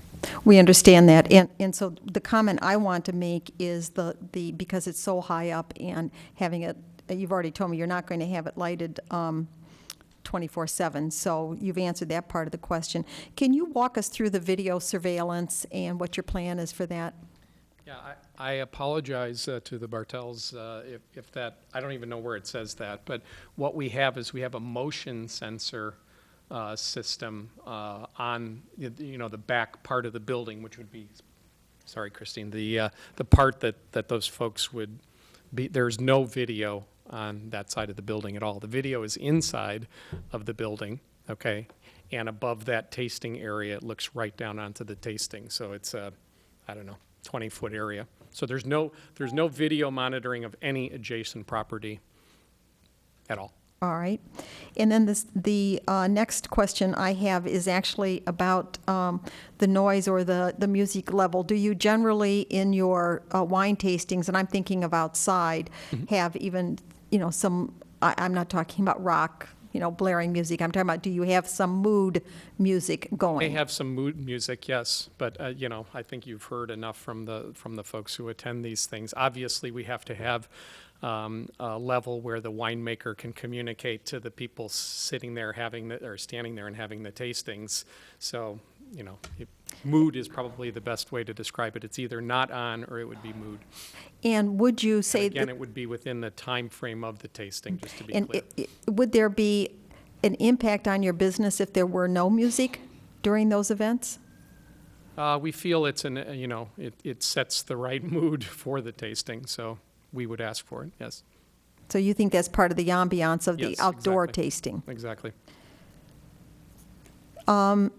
Are you amenable to keeping your garbage cans locked? You know, there's a way to do that with the It's already garbage locked. service. It's It is, completely enclosed. meaning locked needing a Yes, ma'am. key. There's a And gate on it, and it's locked. That's the And that's enclosure. part of what Scott was talking about, by the way. We've now put locks on everything, because in addition to the tagging, which has all been cleaned up, we've had various events already just in our short time where the timer was stolen and things like that. So everything's under lock now. Well, my question is, the enclosure could be locked, but what about the bin itself? In other words, I know people could climb up over that enclosure and in, even if it has a lock on the outside, but I'm talking about the garbage bin itself. Why are you concerned about it, may I ask? Because one of the presenters here gave the question in my mind about people getting into the garbage cans and looking for wine bottles. I've never had that happen. Never had that happen. Okay, that's the question I'm asking you. All right. And then, if will you have delivery vehicles on site, your own delivery vehicles, because you're going to be delivering to restaurants, et cetera? Let's see, earlier on, I forgot to make a point about, we have two operations in Mountain View. One is a retail shop, one is a distribution center. And the reason we've set that up is so that much of the deliveries, once we get the original inventory in place, of course, will go to the distribution center, and then we'll be delivering from our distribution center to our location. And the net effect of that, just to cut to the chase, is you don't end up with the big trucks. Okay. All right, but what I'm asking is, will you be making deliveries from this location to local restaurants? It will still come from very much the exception. The exception, okay. Yes, very all much right. so. So we won't see a box truck parked No. behind this house or any, that's the question I was really getting to. And in fact, we currently only use minivans, so you wouldn't even know they were there. All right. Okay. Thank you. We may have to go for a little higher capacity, but that gives you a flavor that we've operated for 5 years with 2 minivans. Thank you. Commissioner Sayoc. Just 3 questions for you. Do you happen to have a copy of our staff report and Exhibit 3, which is our conditions of approval? What I'd like to do is just tighten number 5, 6, and 8, just so that we're all on the same page as to your store delivery hours and your bottle disposal hours. Sorry, during the meeting, I've shuffled through these papers, so. That's no problem. Please let me have a second.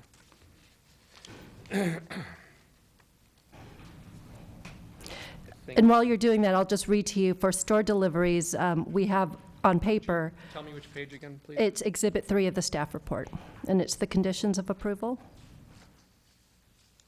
It's right before your letter. Okay. Okay, so what I want to do is just tighten it. It sounded like this is our general conditions, and so if we can tighten it for your application. So for store deliveries, what did you say again were your usual delivery hours? 10 to 8 p.m. for Monday through Friday, and Saturday and Sunday would be, Saturday would be 11 to 6, and Sunday would be 11 to 6 too. We need to be sure you're talking into the microphone too, so we can. Okay, so 10 to 8 is correct. And then the second line, instead of 9 to 9, we would say 11 to 6. Okay, and then number 6, you mentioned that you notify your customers of your tasting events. How far ahead do you do that? We do it within the week. And then so I think what we would ask and put in here is that you would notify the adjacent neighbors of when those tastings will be. And then for number 8, you mentioned that you had a specific time for bottle disposals or a specific day. And could you just, again, reiterate? So Sunday, so it'd be 10 to 6, and then Monday between 10 to 8. Okay, great. I appreciate it. Thank you. Those are my questions. Okay. Commissioner Bourgeois. Thank you. Most of my questions have been covered already. I would like to go back to condition number 6. One of the neighbors asked for a little more specificity, and let me just preface my question with a comment. And really appreciate the feedback we got tonight. I'm extremely confident that the two of you will run a very high quality, class business that'll be very appropriate and sympathetic to the neighbors. However, what we're approving is not you. We're approving these conditions of approval. And if you leave in 6 months and someone else comes in, this is what we're stuck with. So that's why we're nitpicking these details. It's not about you, it's about the language that we're approving. So we want to make sure we don't consider it nitpicking. Yeah, well, we want to make sure we get this right and that we're sympathetic to all the concerns. So, because the way this is written right now, if you leave, BevMo could come in and, here's their conditions of approval. I'm just, yeah, Okay. exactly. So, do you have any more specificity? Or, for example, this is pretty open-ended on the number of events, tasting events this time. Do you have like a number per month? I mean, are we talking 2 per day? Are we talking 1 per month? I mean, do you have a ballpark that we could maybe bracket and put some reasonable limitations on the number of events so that the neighbors would know what to expect? Right. So our average usual tastings are on Fridays from 4 to 7, Saturdays 2 to 5. We didn't specify because a lot of times we have winemakers from around the world, from Italy, from France. So, and depending on their schedule, it might be on a Wednesday or a Tuesday. But usually it's an average of 2 per week. So Fridays and Saturdays. But there has been exceptions where the winemaker is in on a Tuesday or a Wednesday. Yeah. Would you become Back the other way, what we don't want to do is all of a sudden, Mr. Italian Tuscan, as you've heard, winemaker shows up and says, I can do it from 5 to 8 on Thursday night, and we say, oh no, we've now limited, and that doesn't make any sense. But would you be willing to put some reasonable limitation on, like, say, number per month, so that it's not, if you want to do 3 in a given week and then 1, it'll give you some flexibility. Like 8 or, that 2 a week is 8 per month, maybe say 9 or 10 per month to give you some flexibility. I mean, I'm just throwing this out there, and maybe when you bring this back to council, you could have that fleshed out a little bit. And the other issue I want to talk about was lighting. I know I'll go to staff when the public hearing is closed, and we could talk about lighting as well. But I want to just understand your intent as far as lighting, because I've heard that there's going to be changes and that. Or I heard the 24/7 thing mentioned. I don't even know where that is, but we do not have the intent of doing lighting 24/7. We wouldn't. Okay, but for security at the building, you have to have lighting, right? For certain. So I mean, there's perimeter lighting on the parking, but then there's also security lighting at the building. I don't know. Correct. Can you just talk me through the hours and what you're thinking for those two? Well, our current location, what we have is we have sensor motion lighting. So if someone walks out, then the light's on, but then it's only on for a minute and then it shuts off. So that's what we have. And so we're intending to have something similar to that so that it saves energy, but it's also just so if we have someone walking out, that it just shines. So that's currently And the conditions of approval are silent on lighting, so would you be open to us adding some language to that effect? Yes. Okay. Commissioner Talaswar. Thank you very much. Yes, obviously, you have a lot of supporters, and so I think us going through these conditions, it's really going to make everybody else feel good, too. So what I was going to suggest is, when you're thinking about these tastings, I think John was only speaking about the outside tastings. So if your Mr. Italian showed up and can only do it on a Saturday, you could move that tasting inside. Yes, we would have that option. So you see, that wouldn't really impact your tastings at all, because you could move your tastings inside. Is that correct? Technically, the answer is yes, so I don't want to make it sound like I'm not agreeing with you. But if you know these people, first of all, they come from the vineyards, remember? So that's one of the big draws to them, is they like to do it outside, because that's the way they like to do it. Okay. And if you think about it, just think of any winery in France or Italy or Spain. I totally understand that, but So yes, the answer is yes, we could. Okay, but we thank you. prefer to So do it outside. you're not going to lose is what I'm trying to say, if 1 or 2 times this happens, okay? So when you're thinking about that number. So then, my other question for you is, the music, you're planning on outdoor music? And would those be speakers outdoors? Or when you said you liked the atmosphere music, speakers outside installed, or is that an iPhone and it's just for a limited time? Correct. Okay, so there would be a... Portable speakers Right. with an iPod, and that's Okay. it. And I would imagine that if you had a complaint, you would be willing to adjust the noise. I mean, I can't imagine you're going to be doing heavy metal with wine tasting. So, I'm not too worried about it. I think, if you employed a, guitarist, that would even be lovely. So anyway, just an idea. Then the other thing is that motion sensor system. I'm a little concerned about that, only because as it goes on and off, I had those on my house before. And I'm concerned about your adjacent neighbor, the one that is concerned about because their bedroom areas are there. And as I was looking at the landscaping, as shown on page 15 of your report that you provided, I'm wondering, and since I found out that you would be responsible for landscaping, do you think there is something you could work out with the neighbor as far as installing a hedge on your side or something so that... I'm not against the hedge, but, there's a large fence about yay high. Well, but all the I'm way looking across, so I'm not right, sure if and that's I'm gonna looking help at any. it. Yeah, and I'm looking at it now, and I can see windows. And so I know that if it's a bedroom there, that something that goes on and off, it could be animals, it could be people coming on board. And I just would like to see if you could work something out with the neighbor. I'm sure if First you thing were... we'll do is we'll have them over and they can look at the system to see that the angle is straight down. Here's the door, it's Okay. probably 5 feet visibility max. Right, but you can understand their concern. If Yes, it I was your house, you would have the same concern, correct? Yeah, that's what I thought. Okay, and that's all for my...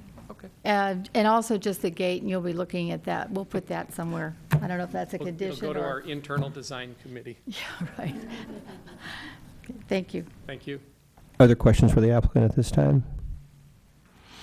If not, well, thank you very much. We will now close the public portion of the public hearing, and I'll turn to fellow commissioners for questions of the staff or comments. Commissioner Smith. Thank you. Ms. Mosley, when I go to the conditions of approval and I look at condition number 2, could you explain to me just the last part of that where it says the approval will expire in 2 years? I get that, unless the approval has been vested. Can you explain that? This is our standard condition for all approved applications. Vested is defined in town code as far as use of the permit to a certain extent. So once they open their doors, they have vested the application. At that moment, Correct. the application is vested. So what is the purpose of the 2 years then? It just means that if they were to close down, if they weren't to use and open their doors, it would expire in 2 years. All right. And then secondly, is there a particular process for a temporary CUP?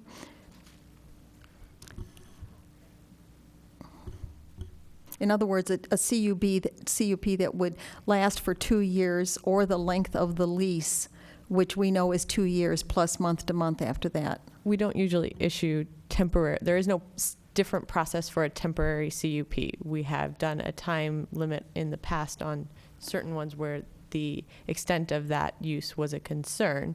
But no, the process is not different for a temporary use versus it's for the time of the.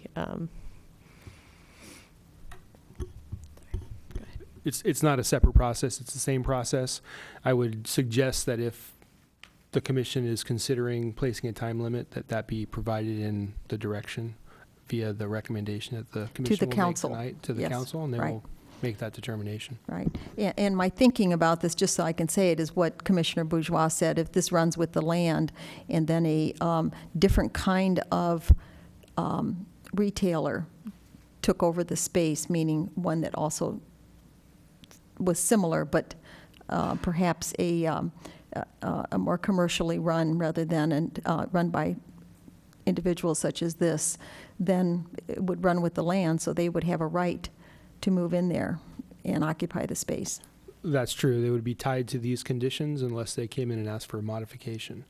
Many of these hours and the parameters that you're placing and potential modifications that you're going to be suggesting to the conditions are not going to be something that a typical national chain store of this type would be able to live with. Going to also caution the Planning Commission and remind you that CUPs under state law do run with the land, and they can be assumed, as this commission is well aware. There are limited reasons and rationales for the commission or council to be able to place time limitations or an expiration on a permit that runs with the land. Thank you, Ms. Proppe, and that was the answer I was looking for. Thank you. I mean, the explanation I was looking for. Thank you.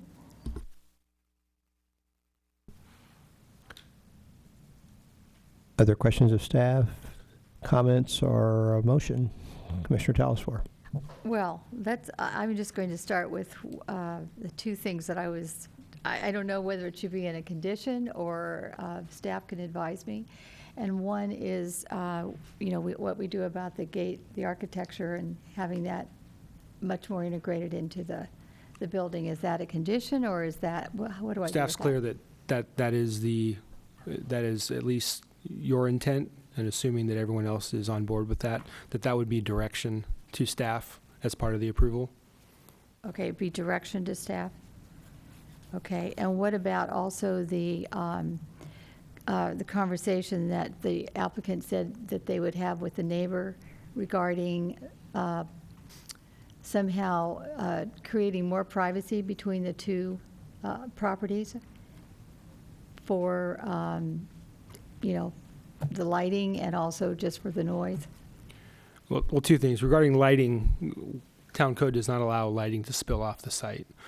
Staff can look at the motion lighting Right. that is currently there, and it may need some kind of shielding device to further help the direction of, even though it's pointing down, there still may be spillover light depending on the type of bulb that is being used. So those are things that staff can handle at our level. However, if you would like to add a condition or, again, further direction regarding that, in terms of your other piece that you spoke about earlier, which was the landscaping, I would suggest that be direction for something that the council consider. Okay. Commissioner Sayoc. Actually, if there are no other comments, I think I'm ready to make a motion. Okay. I want to welcome the applicant, first of all, assuming my motion gets approved. I think the quality and the quantity of testimony that we've received not only tonight, but as well as in our packet, gives me great assurance of your entrance into Los Gatos business community. As mentioned already, we do have to place certain limitations on the CUP because it does run with the land. And so those changes, it sounds like we've come to some verbal agreement at least. So that being said, I'd like to just go ahead and get to the details. I would like to make a motion that item number 2, conditional use permit U-13-014, located at 16212 Los Gatos Boulevard. This is a recommendation for approval to Town Council. The basis for that recommendation is that, 1, the proposed project is categorically exempt pursuant to Section 15061 of the California Environmental Quality Act, as adopted by the town. The details of that can be found in Exhibit 2. I can also make the required findings as required by Section 2920.190 of the Town Code for granting approval of a conditional use permit.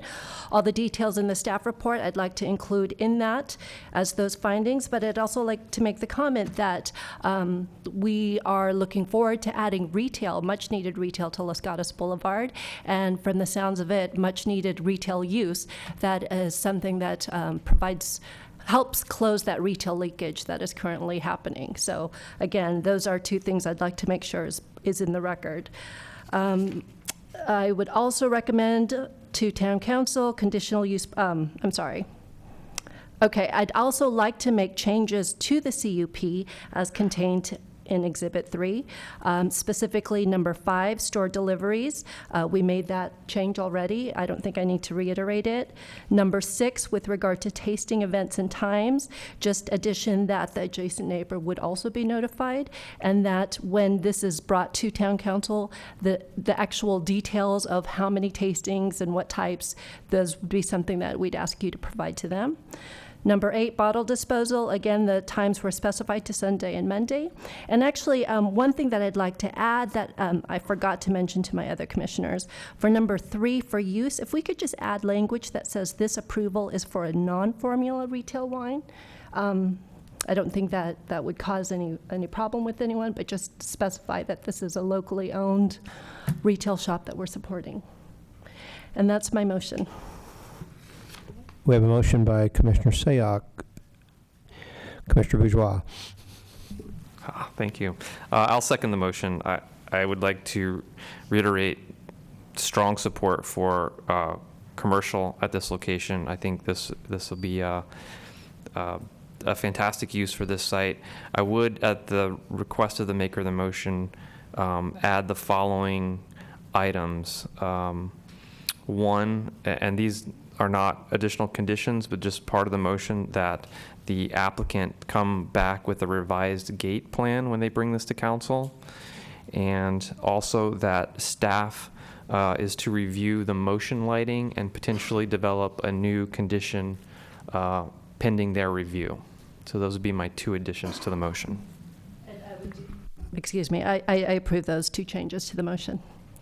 Okay, we have a motion made by Commissioner Sayoc and a second by Commissioner Bourgeois.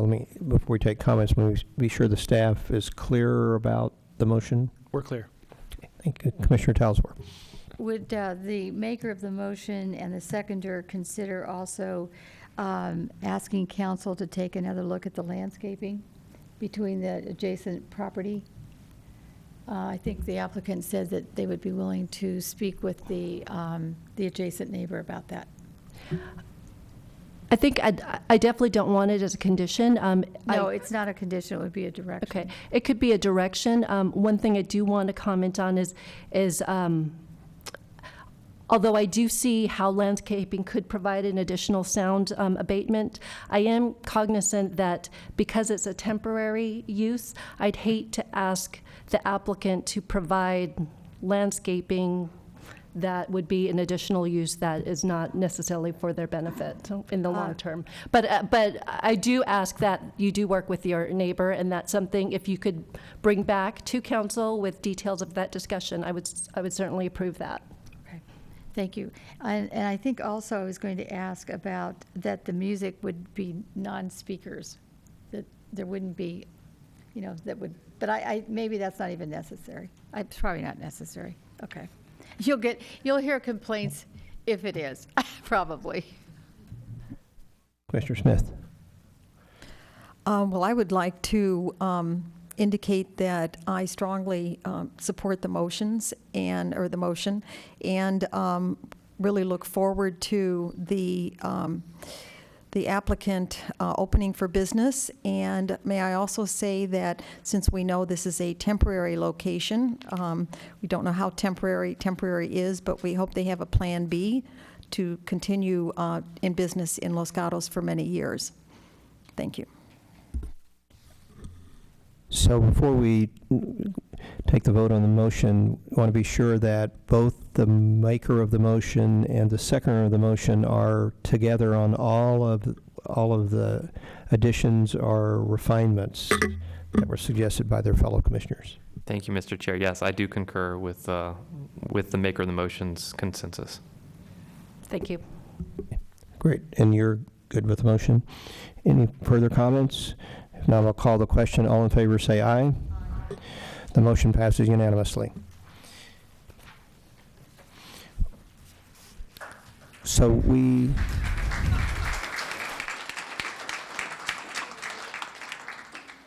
going to take, the Planning Commission is going to take about a 5-minute break, and we'll be back approximately 9 o'clock.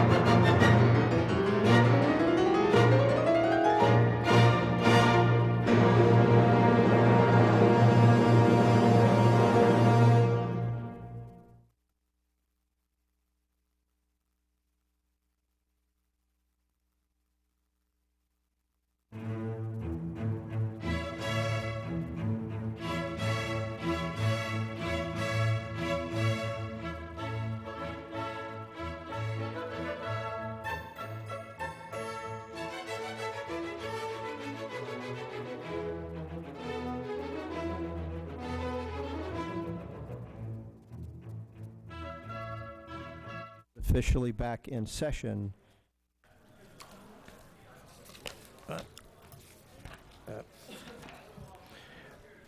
The next item on our agenda is a public hearing considering subdivision application M-12007 and 3 architectural site applications S-12099, S-12100, and S-12101 that are requesting approval to subdivide a single parcel into 3 lots, demolish 2 existing single-family residences, and construct 3 single-family residences at 146 Gemini Court on property zoned R18.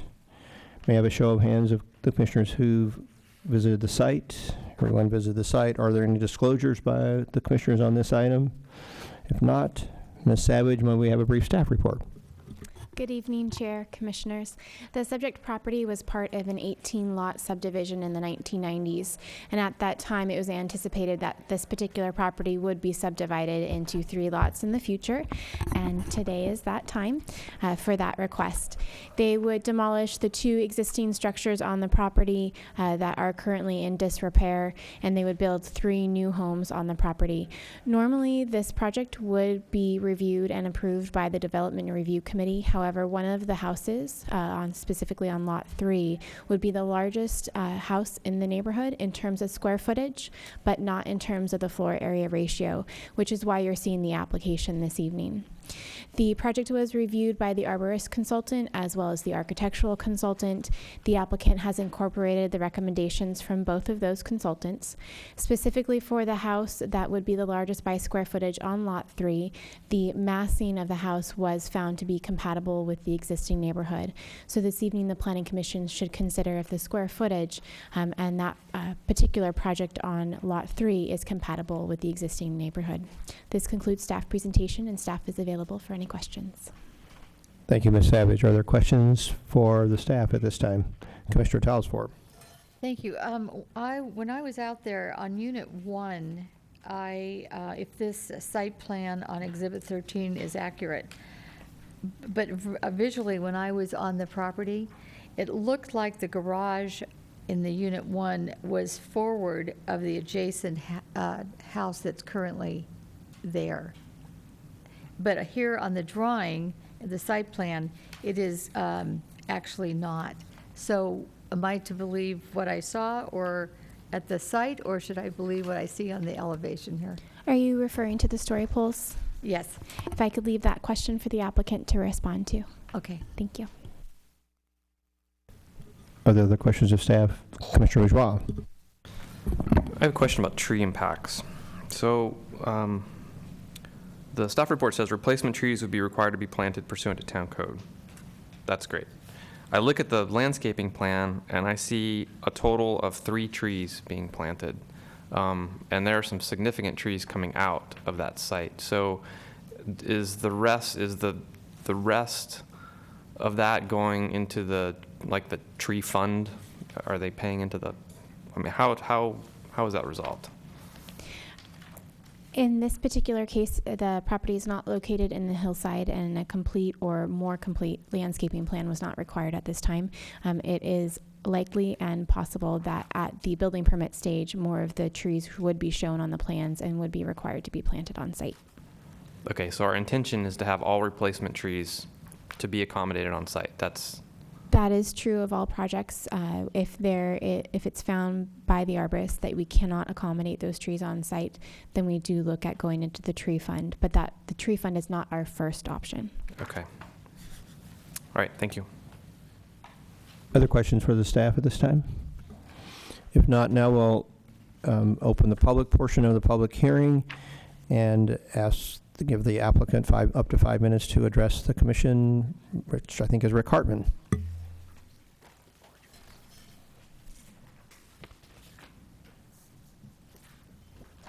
Hi, I'm Rick Hartman from Hometech Architecture, 619 North 1st Street, San Jose. I'm not a resident of Los Gatos.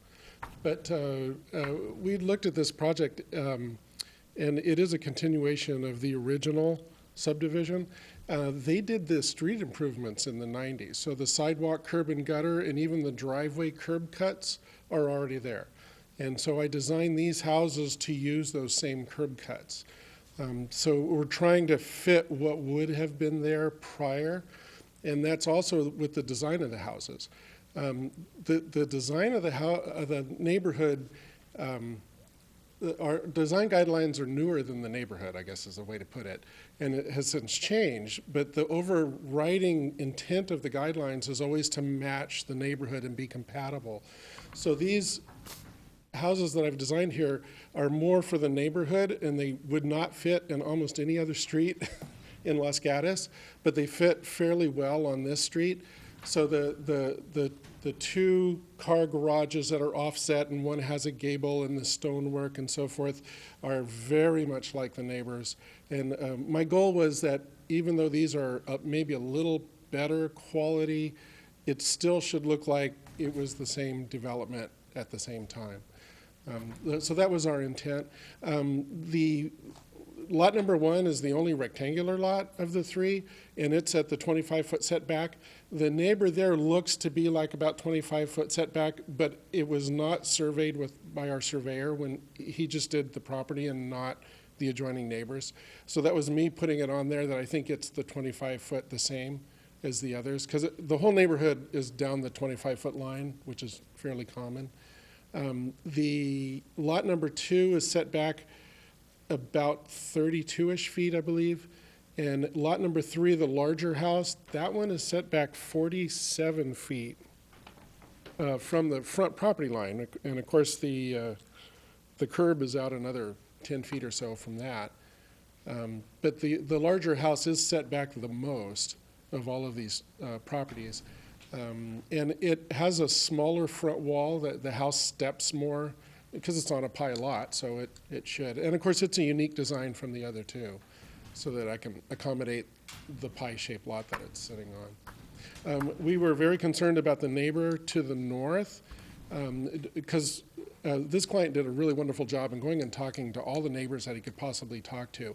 And her response was basically a 2-story next to my 1-story. Oh my God, there's going to be windows. And so it's very specifically designed for very small windows on her side, and they're set back as well. So the side that on her house that adjoins this property is her garage side of her house. So it helps that we put our garage on that side too. So the garages can share their noises, I suppose. But it's a little bit bigger than the other houses by 100 and something square feet, less than 200 square feet larger. But they're all fairly close in size here. So, any questions? Mr. Talasfor. So my question to you then is, when I was out observing Unit 1, the garages seem to be, according to the story poles, were in front or closer to the, how do I put it? Sidewalk. Sidewalk, thank you, than the neighbor's house, which is right, adjacent. And so, and all of those houses pretty much are, in alignment with each other. Yeah, So is that, and then like I was asking staff, on the elevation on Exhibit 13, that is not what I see. So should I be watching, what should I be looking, what should I be accepting? I don't know What I saw on my site visit or what I'm seeing here? Well, we put the new house at 25-foot setback. So then I didn't go out to visit the story poles, but I assume he put them in the right spot. But it's going to, we're proposing 25-foot setback on that house. You're proposing it to match the house that's next door to it? Yeah. Okay. And they're pretty consistently at 25. Well, but maybe it this didn't one- appear like that to me. Okay. So you might want to check that. Yeah, yeah. Okay, I don't know. All right. That's all I have right now. Whoops, Commissioner Smith. Thank you.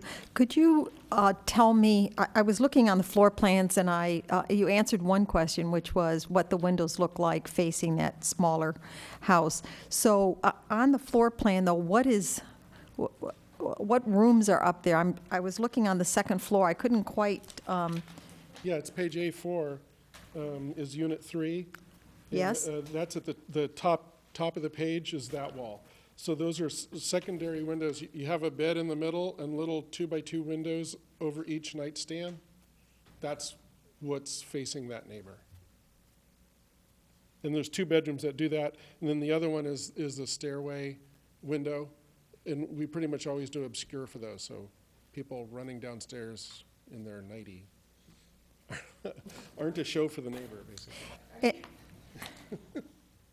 Pardon me? Continue. Here's what I want to ask. So the, as you said, it faces her garage, but there's also a tree there that is an unusual tree. I'm sure my fellow Commissioner Bourgeois would be able to tell me the Latin name for it, but whatever it is that coming down? I couldn't quite tell from the arborist report if that was coming down as well, because that seems to, would in fact screen those windows. Yeah, the trees are a very sad part of this property, that there's this many, this big, and they're in such horrid shape. And I think the owner met with the arborist on site, and she was really disgusted with just everything that was there. So as you look down the tree list, it's all poor condition, poor condition. Okay. There's only a couple of good ones, and of course those are smack under the house. And that was not one of the good ones. That was not one that they Right. wanted to save. Okay. There's some that they say debatable, like 5, 6, and 7, that I just as soon leave. There's a lot of trees that are outside the building envelope, but they still want to take those out too because they're so badly hacked up. And I agree with the owner that we'll be planting some nicer trees in better locations that will grow and not get hacked up by the owner. And we kind of think that's what this was. And I just want to confirm your testimony. You did meet with that neighbor personally? Yeah, you talked with the neighbor on the north side, yes. Well, okay. And the neighbor raised the issue of the windows, but you're saying they are very small windows Yes, anyway? and we showed the design, and that's she's been happy with it. All right. She was concerned about a 2-story at all, because she's a Correct. 1-story. So he said, listen, if we're going to do 2-story, we're going to set them back and do small windows, and that's what we did. All right. Yeah. Thank you. Commissioner Birch.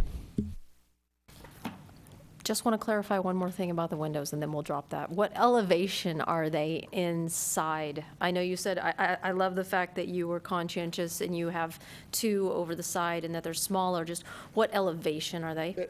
The heads of all the 2nd story on this house are all set at 6'8" to match the doors. Okay. So the sills will be 4'8". Oh, okay. So they're not above your eyes. No, they're Okay. 4'8". 4'8" for me is lower than for you. Thank you. They're not for vista. They're just light and ventilation. I always like to have windows on opposite sides of a room if I can get it. So, Commissioner Sayoc. Hello.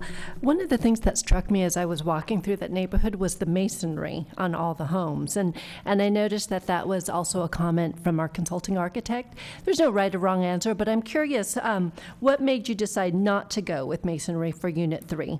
well, I don't want the rubber stamp thing, and I think breaking it up with a more distinctive style. Instead of the stone, we're doing the bracketry under the gutters instead. And I'd like to be a little bit different than all the rest of the houses, and the consulting architect was okay with it. Sure, sure. I wasn't sure if he would like it because of the consistency question. So as much as we're trying to be consistent, sometimes we want to be a little bit inconsistent just so it's not so boring. Okay. They are supposed to be custom homes. Fair enough. I just was curious. Yeah, it was just, does it stand on its own without stone? Yeah, exactly. Not trying to put frosting on something. Okay, thank you. So I have a quick question for you. At the beginning of your comments, you said you wanted to try to make these three fit in so that it would appear that the development was done at the same time as the remainder of these three additions. So on that cul-de-sac, they put the curb cuts, they did a mirror image. Okay, so the existing houses that mirror 3 and 2 are 2-story. The house which mirrors lot 1 is a single story. And the first time that I get to a two-story, I have to go quite a further distance down the road, down that street, several houses. So it seems to me that there was an intent in the original development, so I was trying to speculate when I was there, had it been developed all at the same time, what would they have done? And then if you're trying to make it so, I would conjecture that they would have probably put 2 stories on 2 and 3 and 1 story on 1. Possibly, yeah. And so I was trying to make myself the neighbor next to unit number 1, or lot number 1. And while my guess is they were aware, if they were a reasonable buyer, that the property would be developed at some future point in time, if my reaction there was, had I been that purchaser of that home, I would have thought, okay, at some point in time, there's going to be a house next door, and that house will be 1 story, not 2 stories.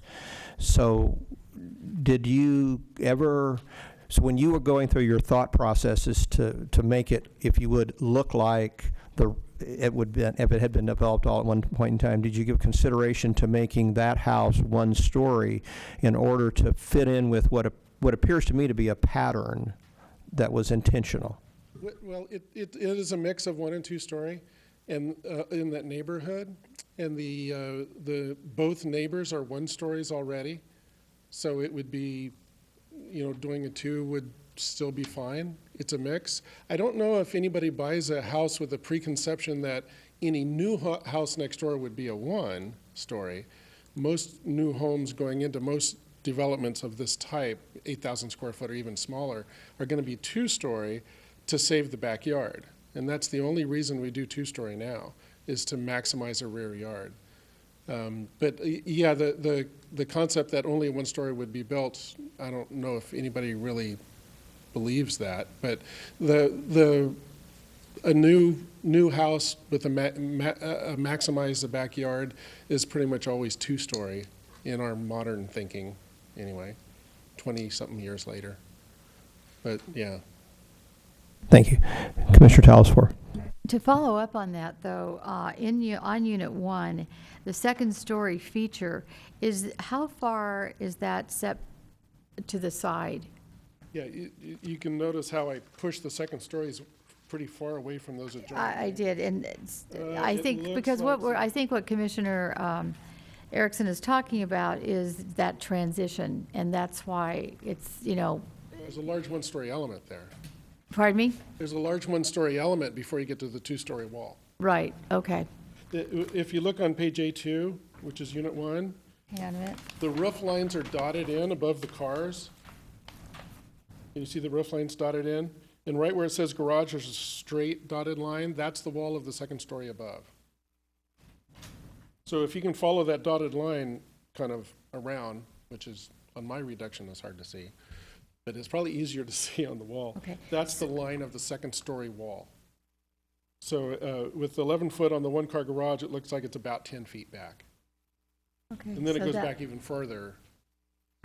Does that clarify a little more, Commissioner? Yeah, okay.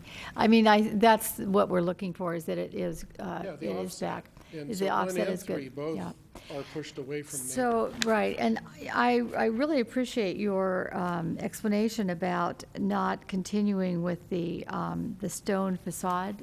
I mean, I appreciate what you're saying to me about that. But the one thing that really struck me about that neighborhood that makes it so cohesive is the use of it. Yeah.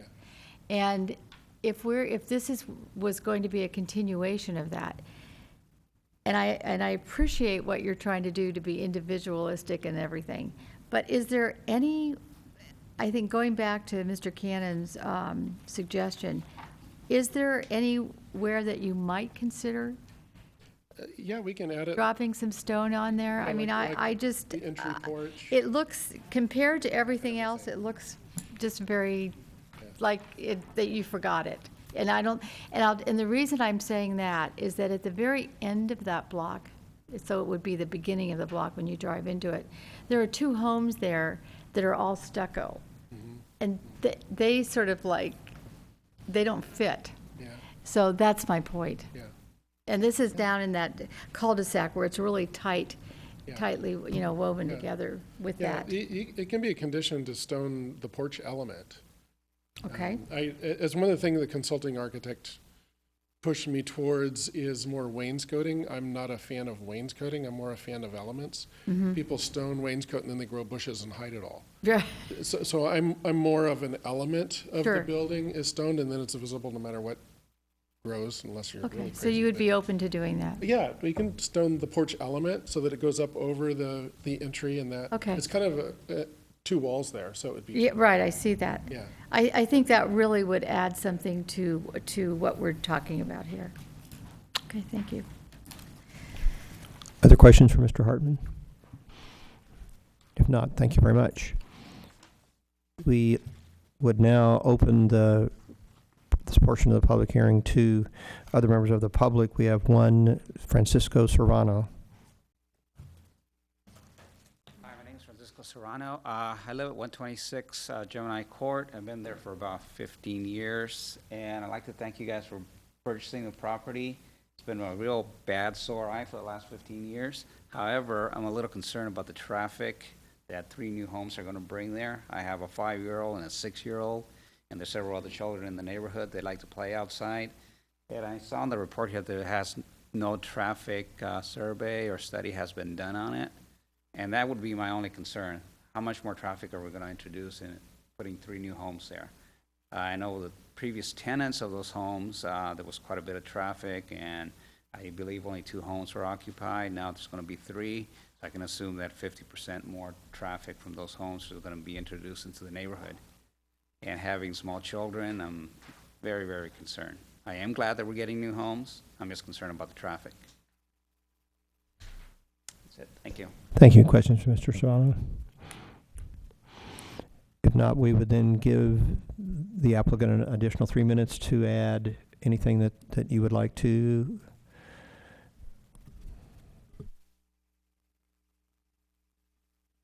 I guess that math is correct. One more house than what's there today. But I think the original intent of the original development, if they had done a traffic study, would have addressed it as 3 at that time, homes rather than just the 2 that was left over. That's all I can think of. But it's the original design intent from the beginning. Even if the property was vacant, it would still be intended to be 3 homes there. But I'm sure the homes never had permits and things like that, so this should be a step up. Any questions for Mr. Hartman? If not, we'll close the public portion of the public hearing, and I'll turn to commissioners for questions, comments, or a potential motion. Commissioner Talsfor. I'll just go ahead and make a motion. I really appreciated the explanation that was a continuation. The intent of those 3 cuts was really the continuation of the neighborhood, and I think that these 3 homes will be a good addition. I'm not very concerned about the square footage because of the massing. I think you've done a very good job of paying attention to that, so homes don't look overbearing.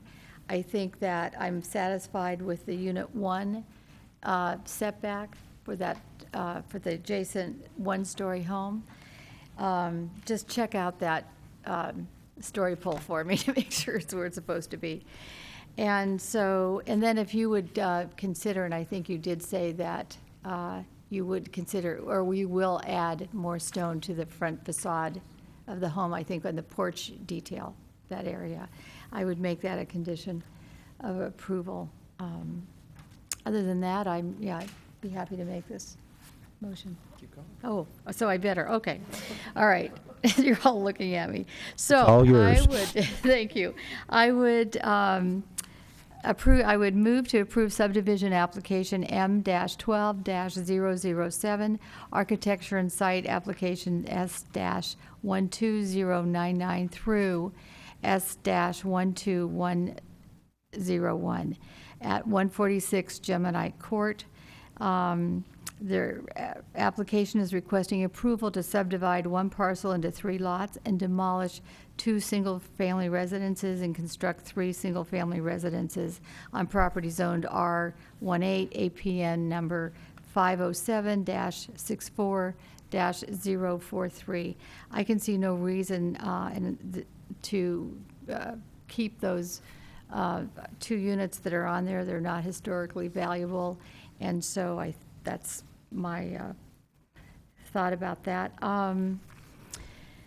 And I can make the required findings for CEQA, as well as on the required findings for the demolition of a single-family residence, as required by Section 2910-09030E of the Town Code. And in fact, we'll be trading 2 dwelling units for 3, which will improve greatly the value to the town and also to that neighborhood. Also, I believe that the homes are in compliance with the residential design guidelines, and that the required consideration in review of architecture and site applications of Section 2920-150 of the Town Code has been made. That's why. Let me be clear in case I didn't. I was sure that I got everything right. So we also have to be sure that we can't make any of the findings that would cause us to deny the subdivision application. I'm sorry. Thank you. Right. So, and I cannot make the findings that would deny this subdivision application. Yes. Thank you. So we have a motion. The staff is clear on the motion at this point in time. Do we have a second to the motion? Commissioner Birch. The motion? Commissioner Birch seconds the motion, so we have the motion as entered by Commissioner Talasfor, seconded by Commissioner Birch. Commissioner Sayak. I will be supporting the motion. The only thing I do ask of the applicant, there's nothing we can do about parking with a third residential that was always planned to go in. But if you could just remind your construction workers as they begin the process that it sounds like there are little kids in the neighborhood, and to be cognizant of that as they begin construction. Commissioner Bourgeois. Yeah, I'll be supporting the motion. I also wanted to commend the applicant on, being very sensitive to the neighborhood. I think the design blends in great and actually kind of raises the bar a little bit, but still is very sensitive to the previous designs. The sensitivity on the massing and to the adjacent neighbors, I think, was really well done. So I greatly appreciate that. Other comments? We have a motion before us. All in favor, please say aye. Opposed? Passes unanimously. Are there appeal rights, Mr. Paulson? There are appeal rights. So anyone that's not satisfied with the Planning Commission's decision can appeal the decision to the Town Council. The appeal forms are available in the clerk's office. The appeal must be filed within 10 days, and there is a fee for filing the appeal. Thank you, Mr. Paulson. The next item on our agenda is a public hearing considering architectural site application S-13-038, which is requesting approval to obtain a grading permit for a swimming pool and retaining walls at 100 Hence Court on property zoned HR1 PD. May I have a show of hands for commissioners who have visited the property under consideration? Everyone has. Are there any disclosures by a commissioner for this particular item? Ms. Savage, may we have a brief staff report? Yes, the applicant is proposing a swimming pool in the backyard, and the property is located in the Hillside Development Standards and Guidelines area, and so there are a few standards and guidelines that this project would be compared against.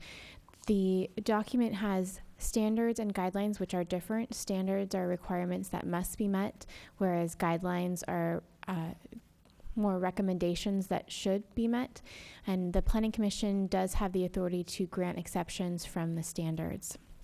For the specific project before you tonight, there are 3 areas of the Hillside Development Standards and Guidelines that are pertinent to this application.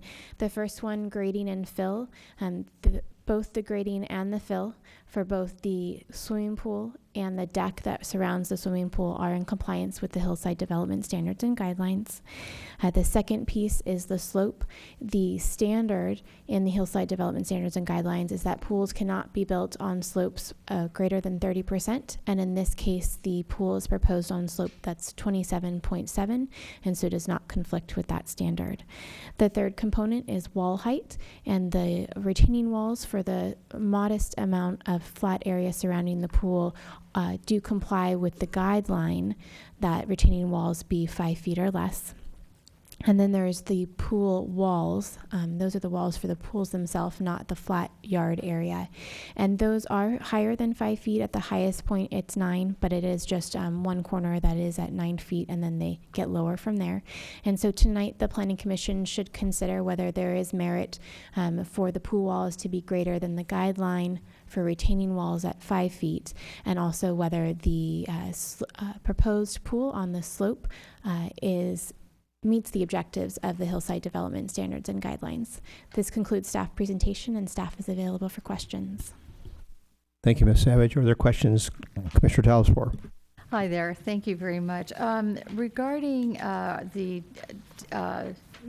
application, recommendation from staff is a denial. So, and tonight we received a desk item from the applicant. So and I know you've probably reviewed it. So what I wanted to know is, in what ways do the explanations or the responses that the applicants provided to us here alter your thinking about the project?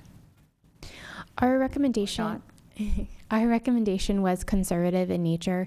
Per direction from the Planning Commission several years ago, any pools that are proposed on slopes greater than 10% should come before you. In this particular case, they are not exceeding the 30% slope for a pool prohibition, but they are close. And then the other conservative part also comes from the pool wall heights. They aren't retaining walls, but just from a conservative standpoint, we wanted to bring those forward because they are higher than 5 feet. Okay, so you're telling me really that you haven't, the responses from the desk item haven't altered your thinking? They have not, but they further reiterate some of the information that you can take from our analysis in the staff report, that there may be merit to approve the project. Thank you. Commissioner Bourgeois. So I may be alone here, but I had a little trouble reading these plans.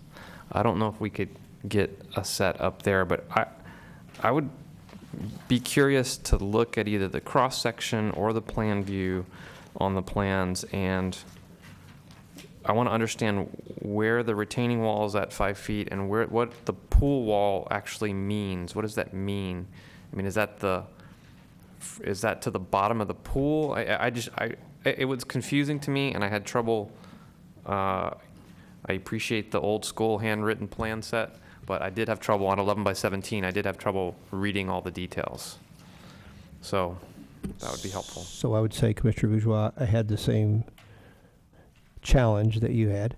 So I couldn't figure out from the site and the plans what was actually going to happen on the site. I guess my question would be, is that a better question to have the applicant explain to us than asking the staff to try to do that? I would like both of them to explain it to us, because they're from the desk item we got, there might be a little different interpretation. So I would terrific. Okay. I would prefer to have both of them do it. I'm okay. Okay.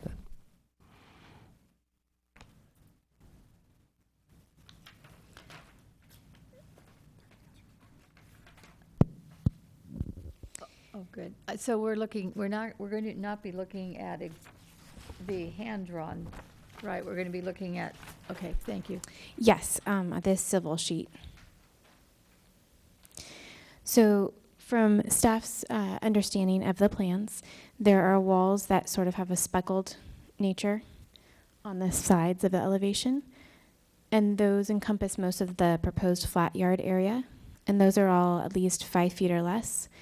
This section here provides you a flat layout. All of these walls actually have corners and that go in or come out at some point, but this provides a flat wall as if you pull them flat. So here you can see where it's 5 feet, And then if you go to the left along those plans, there is the corner that's 9 feet tall, and that's from grade. And if you read the grade lines on the right-hand side, those elevations are labeled there. And if you measure from the bottom corner to the top of that wall, it's 9 feet. But as the desk item explains, those are just a portion of the pool. It doesn't encompass all of the water. It is just a more decorative element, and it is a very small portion of the pool walls themselves. And as a follow-up to that, it wasn't clear to me whether, I mean, we have height, that the Hillside Development Standards and Guidelines have standards on retaining wall heights, but the pool wall is not technically a retaining wall. And so is it staff's opinion that this is or is not in compliance with that standard? That particular part of the Hillside Guidelines is a guideline, not a standard, just to be clear. So it's more of a recommendation to follow. This was, again, a conservative move to push it up to the Planning Commission and evaluate the pool walls against the retaining wall height. Often when we have projects to come in at staff level, we do try and keep all of the walls, whether they be retaining walls, fence walls, we try and keep those pretty low. And so in doing the same for this project as well, we would look at those as being somewhat tall, but also modest in size of the overall design.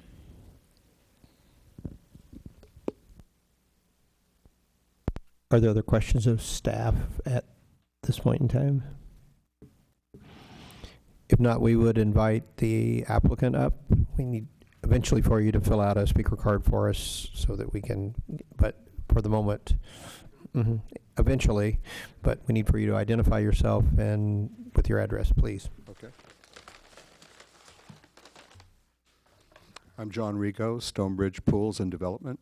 I'm here to represent the client who's out of town at this time of business meeting. And I can answer some of these questions because of the type of pool. This is an infinity edge pool. So the wall that you're mainly talking about is part of a support wall for the pool. The lowest depth on that pool is 5 feet. We're going shallow in the pool for ecology reasons and water saving and heating and so on. So it's only 5 foot retaining of water. And the rest of that wall going down is the surge pool we call below the infinity edge, which is a catch pool for the water going over the edge. And that's another wall, a different wall. So there's no 9 foot complete wall. Unless you want to count the column, but that only goes to the pool depth. It doesn't go all the way down to the end of the lot. The lot is almost down to the bottom, 9 foot. And we kept the pool at 12.5 foot wide, which is, to say the least, is small. It's a tight lap pool, very little water. It's meant for exercise and laps, not for diving. So this is a light pool, even though it's over-engineered, according to the engineers who have went through this job completely. The soils report, all the engineering, the piers to support, they've never seen anything like it. They've never seen steel like this in a pool in Los Gatos. So this is the kind of work that we do.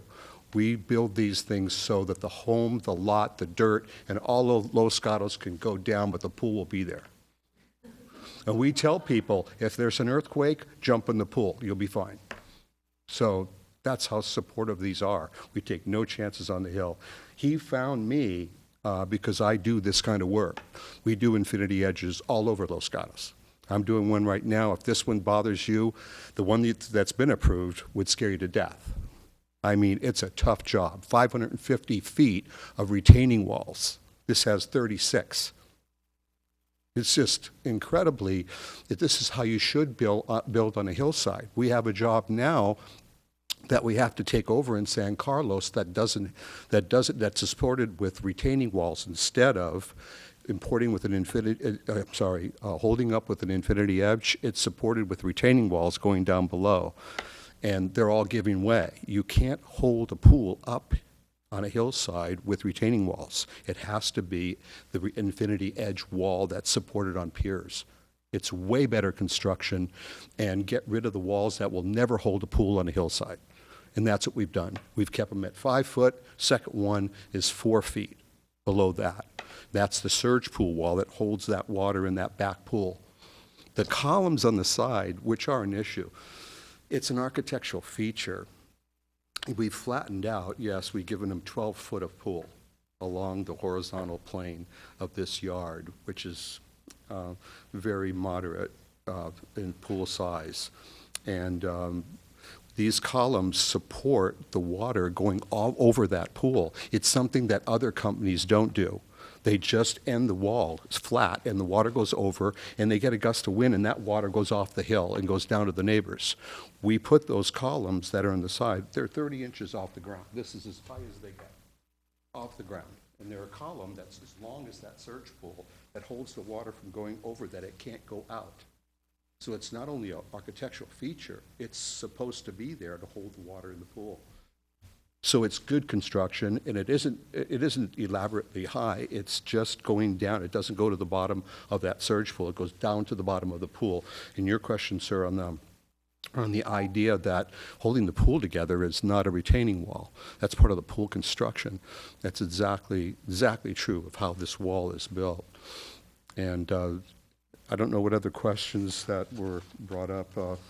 I'd like to tell you a little bit more about what he has gone through to get me to build this pool. Not only ecology he's thinking of, but he has, it's a passive solar pool. It's actually a solar system in itself. You don't need the panels. And it saves 80% of your heating bill.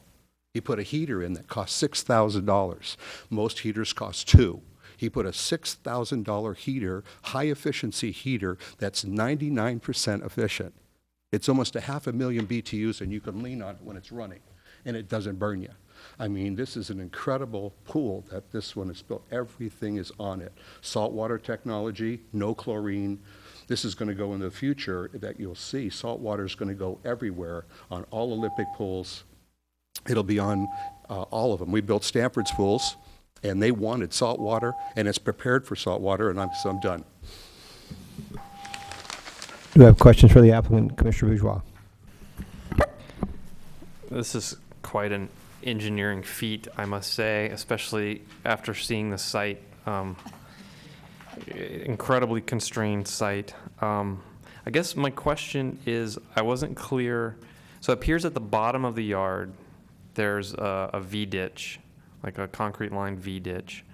And so how does that relate to you? It looks like you have a small wood retaining wall down at the base. How does that relate, and is there any effect on drainage, and what's going to happen to the V-ditch? Does it stay? I mean, I was just concerned about how that relationship was going to work. Yes.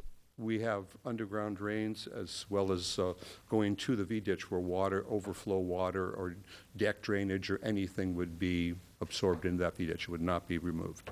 And it shows, on the engineering plans, it shows it has to have an underdrain underneath the whole structure. So if any water ever leaks or any water ever builds up under the pool, it all is dissipated out. It never holds water underneath. And so your estimate on the amount of water being delivered to that V-ditch is more or less the same? I mean, you've got less permeable surface, but you've got water being diverted, so. When you're on a hillside like this, from all the way up the hills from behind, the street up above and the houses up above and their water problems that they might have coming down, very good question. It starts to dissipate as you go down to each one of these lots. So we find we're catching water under these things. If they haven't put in the right drainage in the front of their home, it's going to go to the pool. So our system is to catch all the water and relieve it out. But we don't anticipate any drainage issue with our pool leaking or anything like that. We can find that if there's any kind of a leak, but that's something we go through completely before we finish the pool. So we would be taking water that's going down through the neighborhood. We'd be the one taking it out and putting it in the V-ditch before it gets there, because we're going to be down below with that water. It's going to collect. It's going to shoot right toward the bottom of our pool. We know that. It's going to come right there. The deepest hole, all the water goes to. So we've done this with several yards where we've solved the problem for the neighborhood or the home. And And the under drain, under pools, if it's done correctly, it's completely solved. So, thank you. So, I mean, my concern obviously is for the downslope neighbor, if this sort of project would increase so it sounds like what you're saying is that this should improve the situation. They should throw a party for us. Okay. Thank you. Commissioner Talaspour. Thank you very much for your explanation. Basically, what you covered has made me feel very comfortable with your application. Just one small little item, and I think it was addressed by Mr. Whitney, and that was about the placement of the pool equipment. Okay, and he said that would be taken care of. Is that your feeling as well? Yeah, we can do anything with that equipment any way that it needs to be done. Okay. It's an accessory structure, and it usually doesn't come up. But we've worked with staff and talking about it, and if they want to move it, right now we're at 7.5 feet to the first pump, but there's room to turn it and shape it to get it 10 feet if they want that. Okay. Now I'll leave that up to when we pull the permit. We'll actually, they'll tell us they want it at 10 or not, but we've dealt with them, and they've been pretty satisfied at this point. So. All right. Thank you very much. Okay. Other questions of the applicant? Commissioner Bourgeois. So it doesn't look like there's going to be a flood of people in public communication. Yeah, all my friends couldn't make it. Okay, yeah.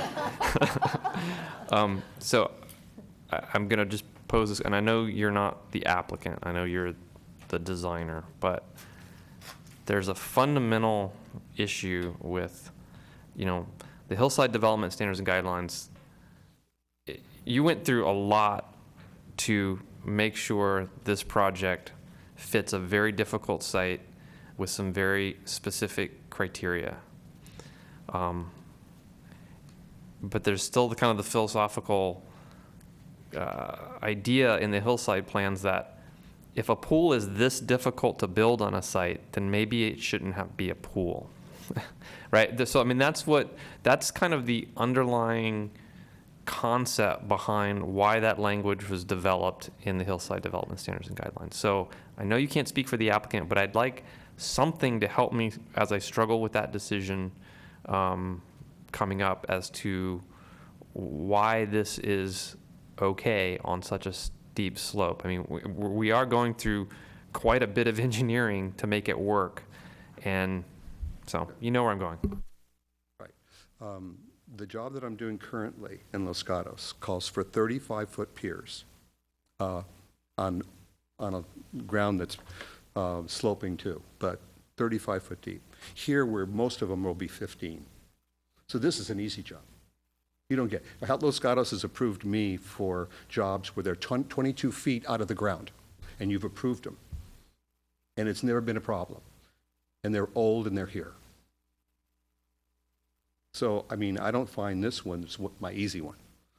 This is the most popular pool in the world, is an infinity edge pool.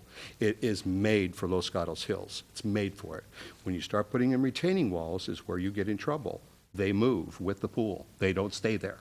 We try to tell people, why are you spending all that money on these ugly walls? Make the infinity edge pool. It's the most compatible pool with the hillside you can build.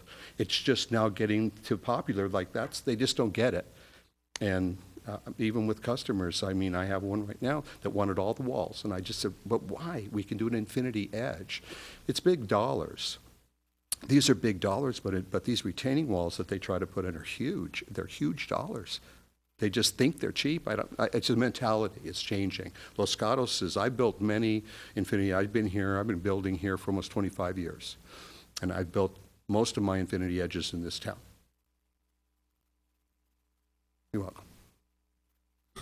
So I'd like to ask a follow-up question to the staff while we still have the public portion of the hearing open, as a follow-up to Commissioner Bourgeois' question. So I assume that the caution about building swimming pools in hillsides was not arbitrary or capricious in the standards and guidelines, that there was the reason for having it in those standards and guidelines, that concern, that caution, was because one was assuming that if one built pools that some problems or difficulties would result from that.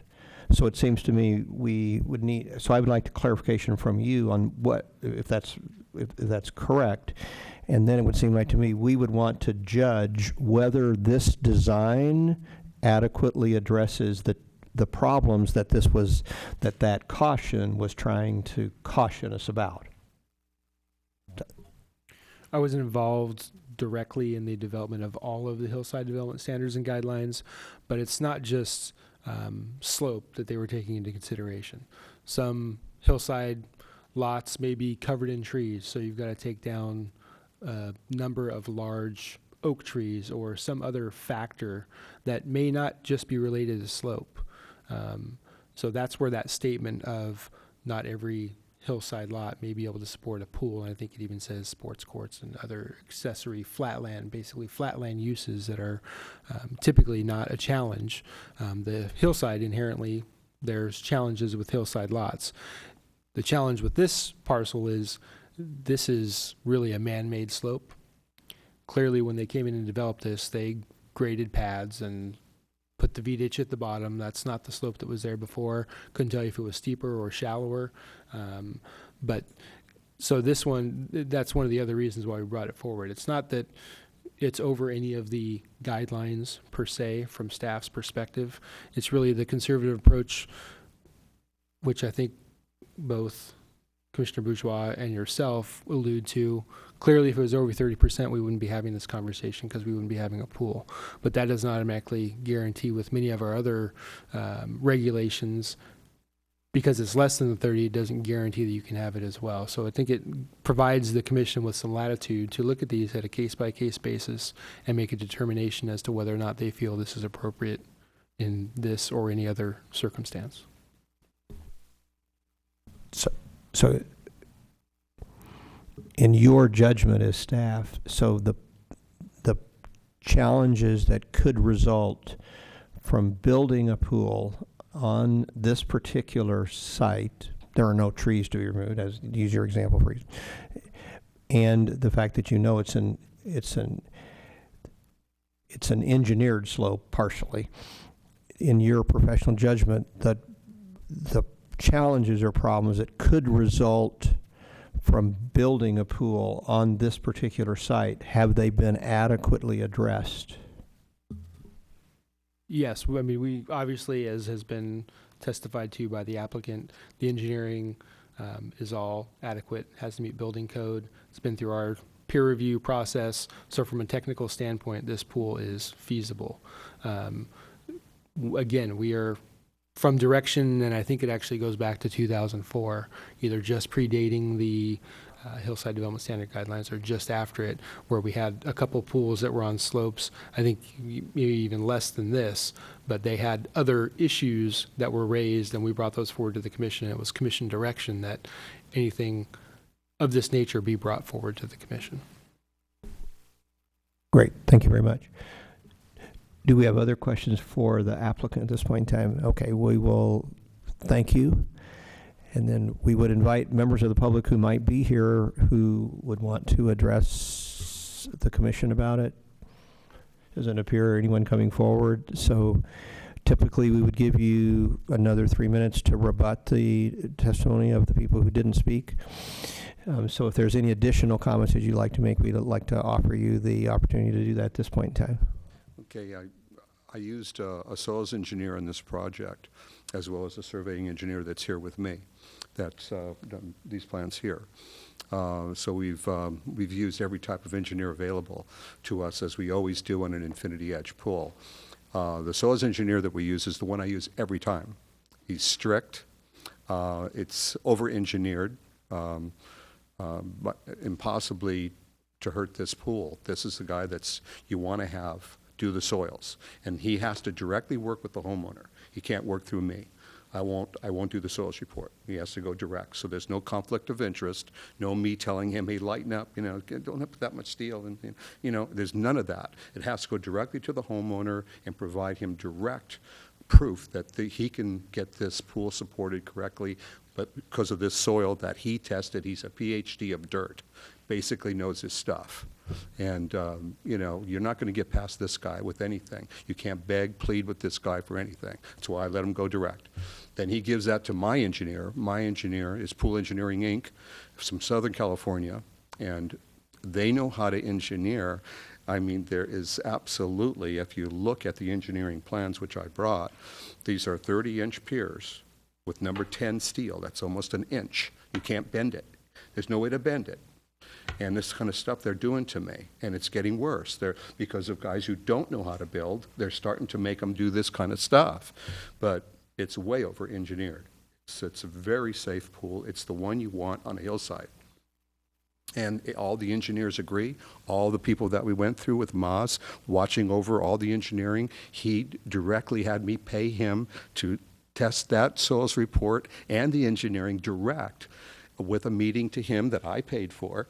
And he went through everything and couldn't find one question and approved it. So that's, with that said, believe me, you don't have to worry about the pool. Thank you very much. We will now close the public portion of the public hearing and turn to the commissioners for comments, additional questions, or a potential motion.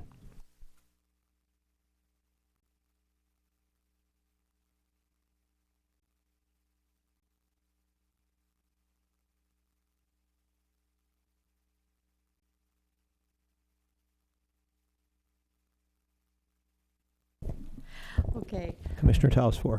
Thank you.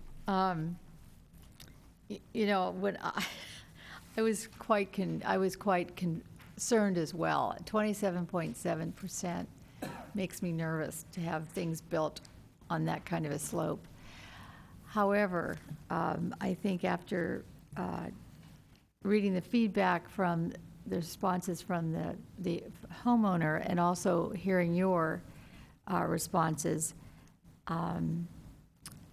you know, I'm feeling much more comfortable about it. And I think where the 9 feet came from it was a really good idea that we went over the plans together, because now I understand, and it's not, it isn't the full length of the pool. It happens to be a unique situation with this home. Really, what they have for a backyard is, for me, rather unusable. This certainly makes their house more livable and their living there more enjoyable.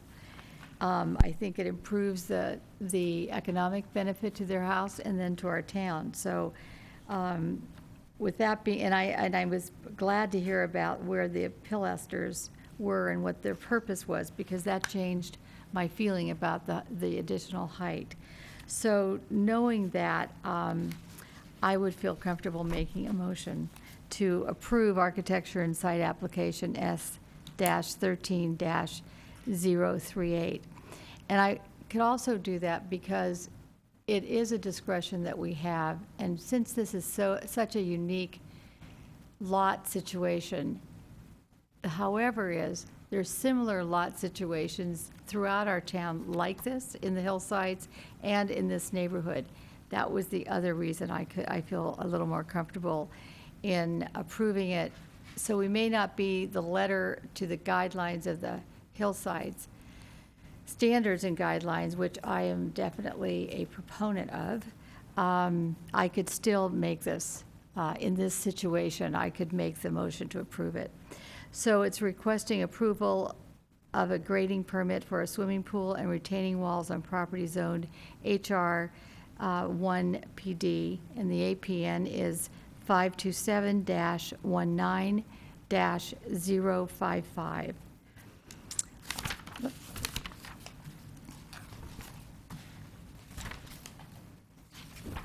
And I can make the findings required for CEQA, that the project's categorically exempt pursuant to sections 15.303 of the state environmental guidelines as adopted by the town, and that the project consists of a construction of a swimming pool.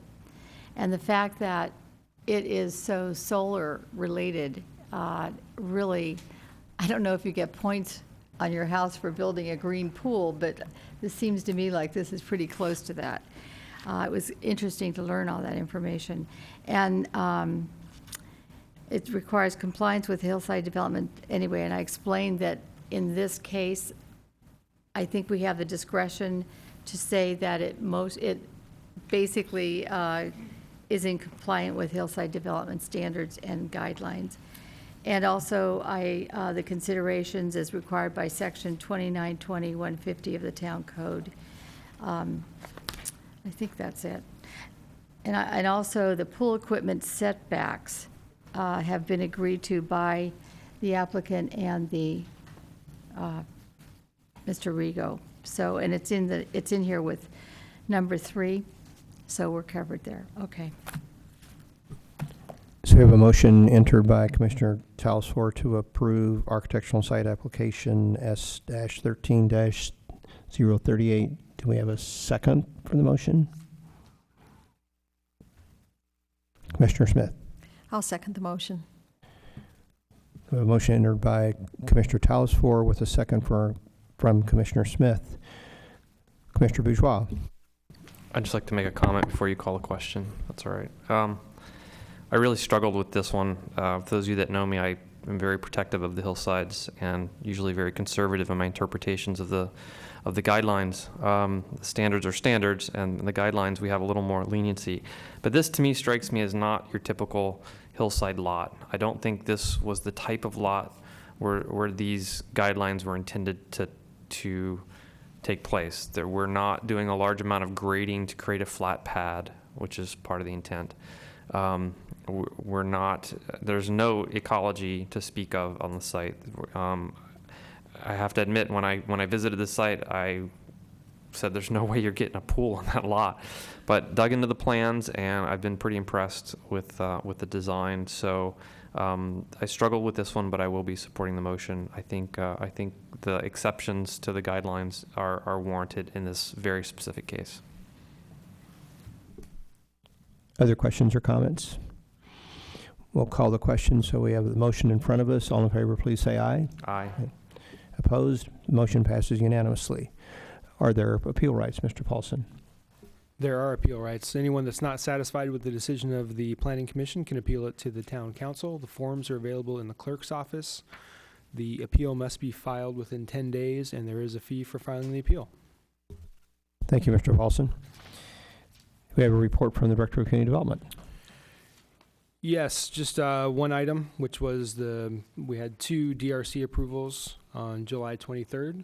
One was for a Starbucks with outdoor seating and minor exterior alterations to a commercial building at 14180 Blossom Hill Road. That was approved. And we had a house at 16930 Mitchell Avenue that was approved on a vacant lot that was created by a certificate of compliance. 2 of the lots are under construction currently. This was the 3rd one. Thank you, Mr. Paulson. Commissioner Bourgeois. That Blossom Hill address, where on Blossom Hill is that? That's in the center out, Blossom Hill and Harwood, I believe. Harwood, okay. So it's an old... That's the Walgreens Center out there? Correct. Yeah, okay. Are there other commission matters from any of the commissioners? If not, we are adjourned.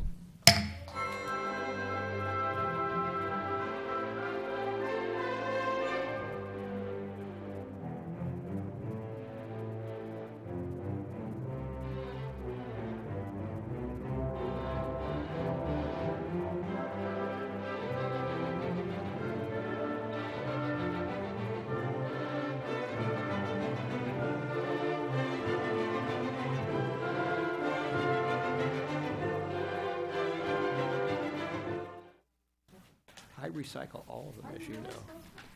No,